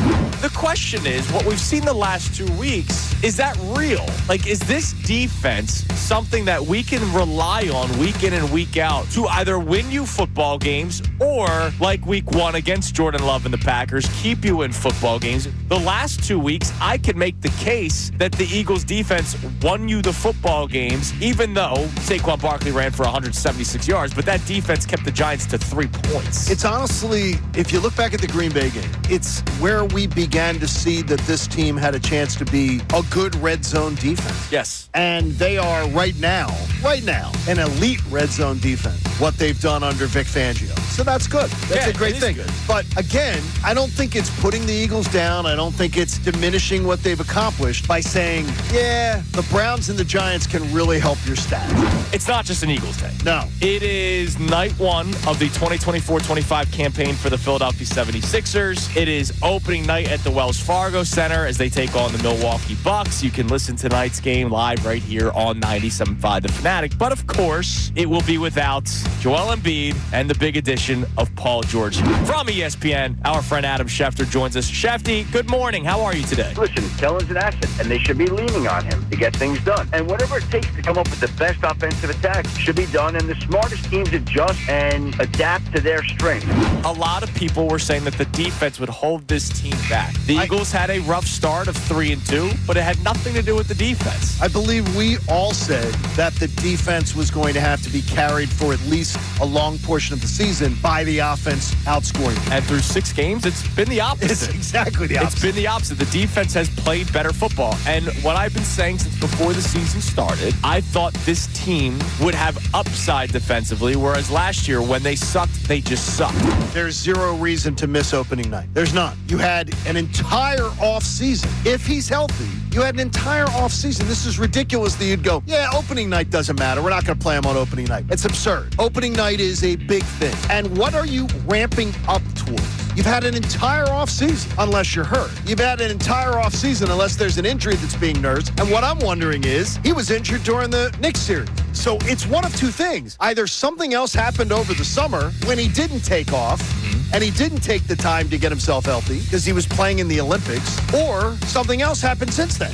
He will be on the call this Sunday for Eagles-Bengals. That, of course, is Charles Davis. Charles, welcome into Kincade and Salciunas. The identity to me is when you have a back like Barkley, that just means you can do almost anything you want when you want to because of the attention that back draws.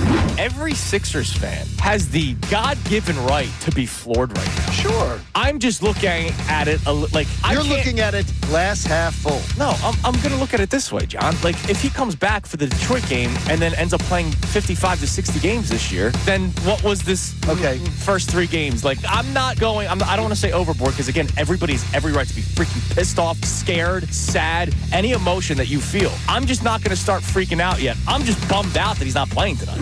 there's upside to this defense, which is better than what you could say about last year's defense. Do I think they're going to be a top 10 scoring defense this year? No. I do not. I think they're going to fall out of the top 10, John, but I don't think they're going to fall into the 20s. No, I don't either. And in the beginning of the year, I told you all the study of looking at Vic Fangio and Nerd Boy all summer long. I was like, okay, we can expect that on average, he's come up with around the top 12 defense. And I think we were all around 14, something along that. And that may be where this ends up. But I got to tell you, if the 14 comes along because there are like 2 or 3 clunker games, and I see overall what we've been seeing, sign me up in Sharpie for that.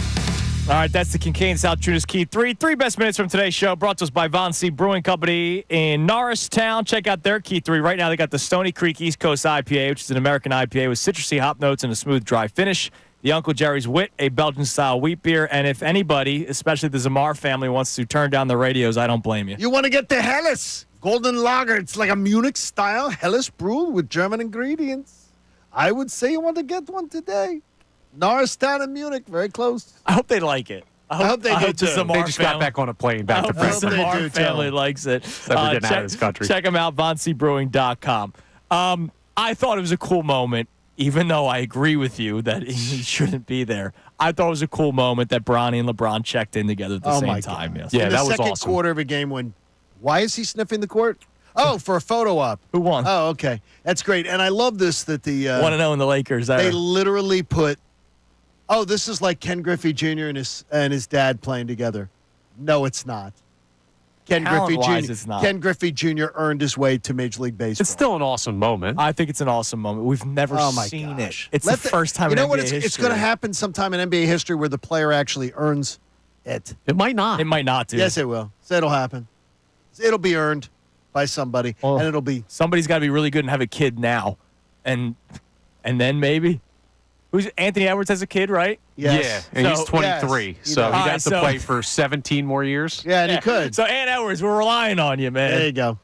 Hey, support life-saving cancer research. Join us and our generous partner, Window Nation, and make a donation today to the AACR. That's aacr.org/fanatic. Hey, cancer research saves lives. Listen, one day when you and Cooper will do a show together? No, when we're both in Major League Baseball, because I still have a chance, right? Well, in radio, it tends to work, and in TV, it's happened often. No, I'm talking about baseball. No, I'm saying where fathers I wouldn't hold your breath there, baseball. My arm. What was that movie? Please. The 40-year-old virgin? What is this? 40-year-old. The rookie. Yes, the rookie. I just need a scout. I'll call Dennis Quaid and see if he's got tips for it. That's all I need. Have a great weekend. You deserve it, and wish your brother and your family a blessed weekend. I will. Thanks, boys. I'll see you on Tuesday. See you at basketball tonight, Coward? Maybe. We'll see. You should go. I got a maybe, John.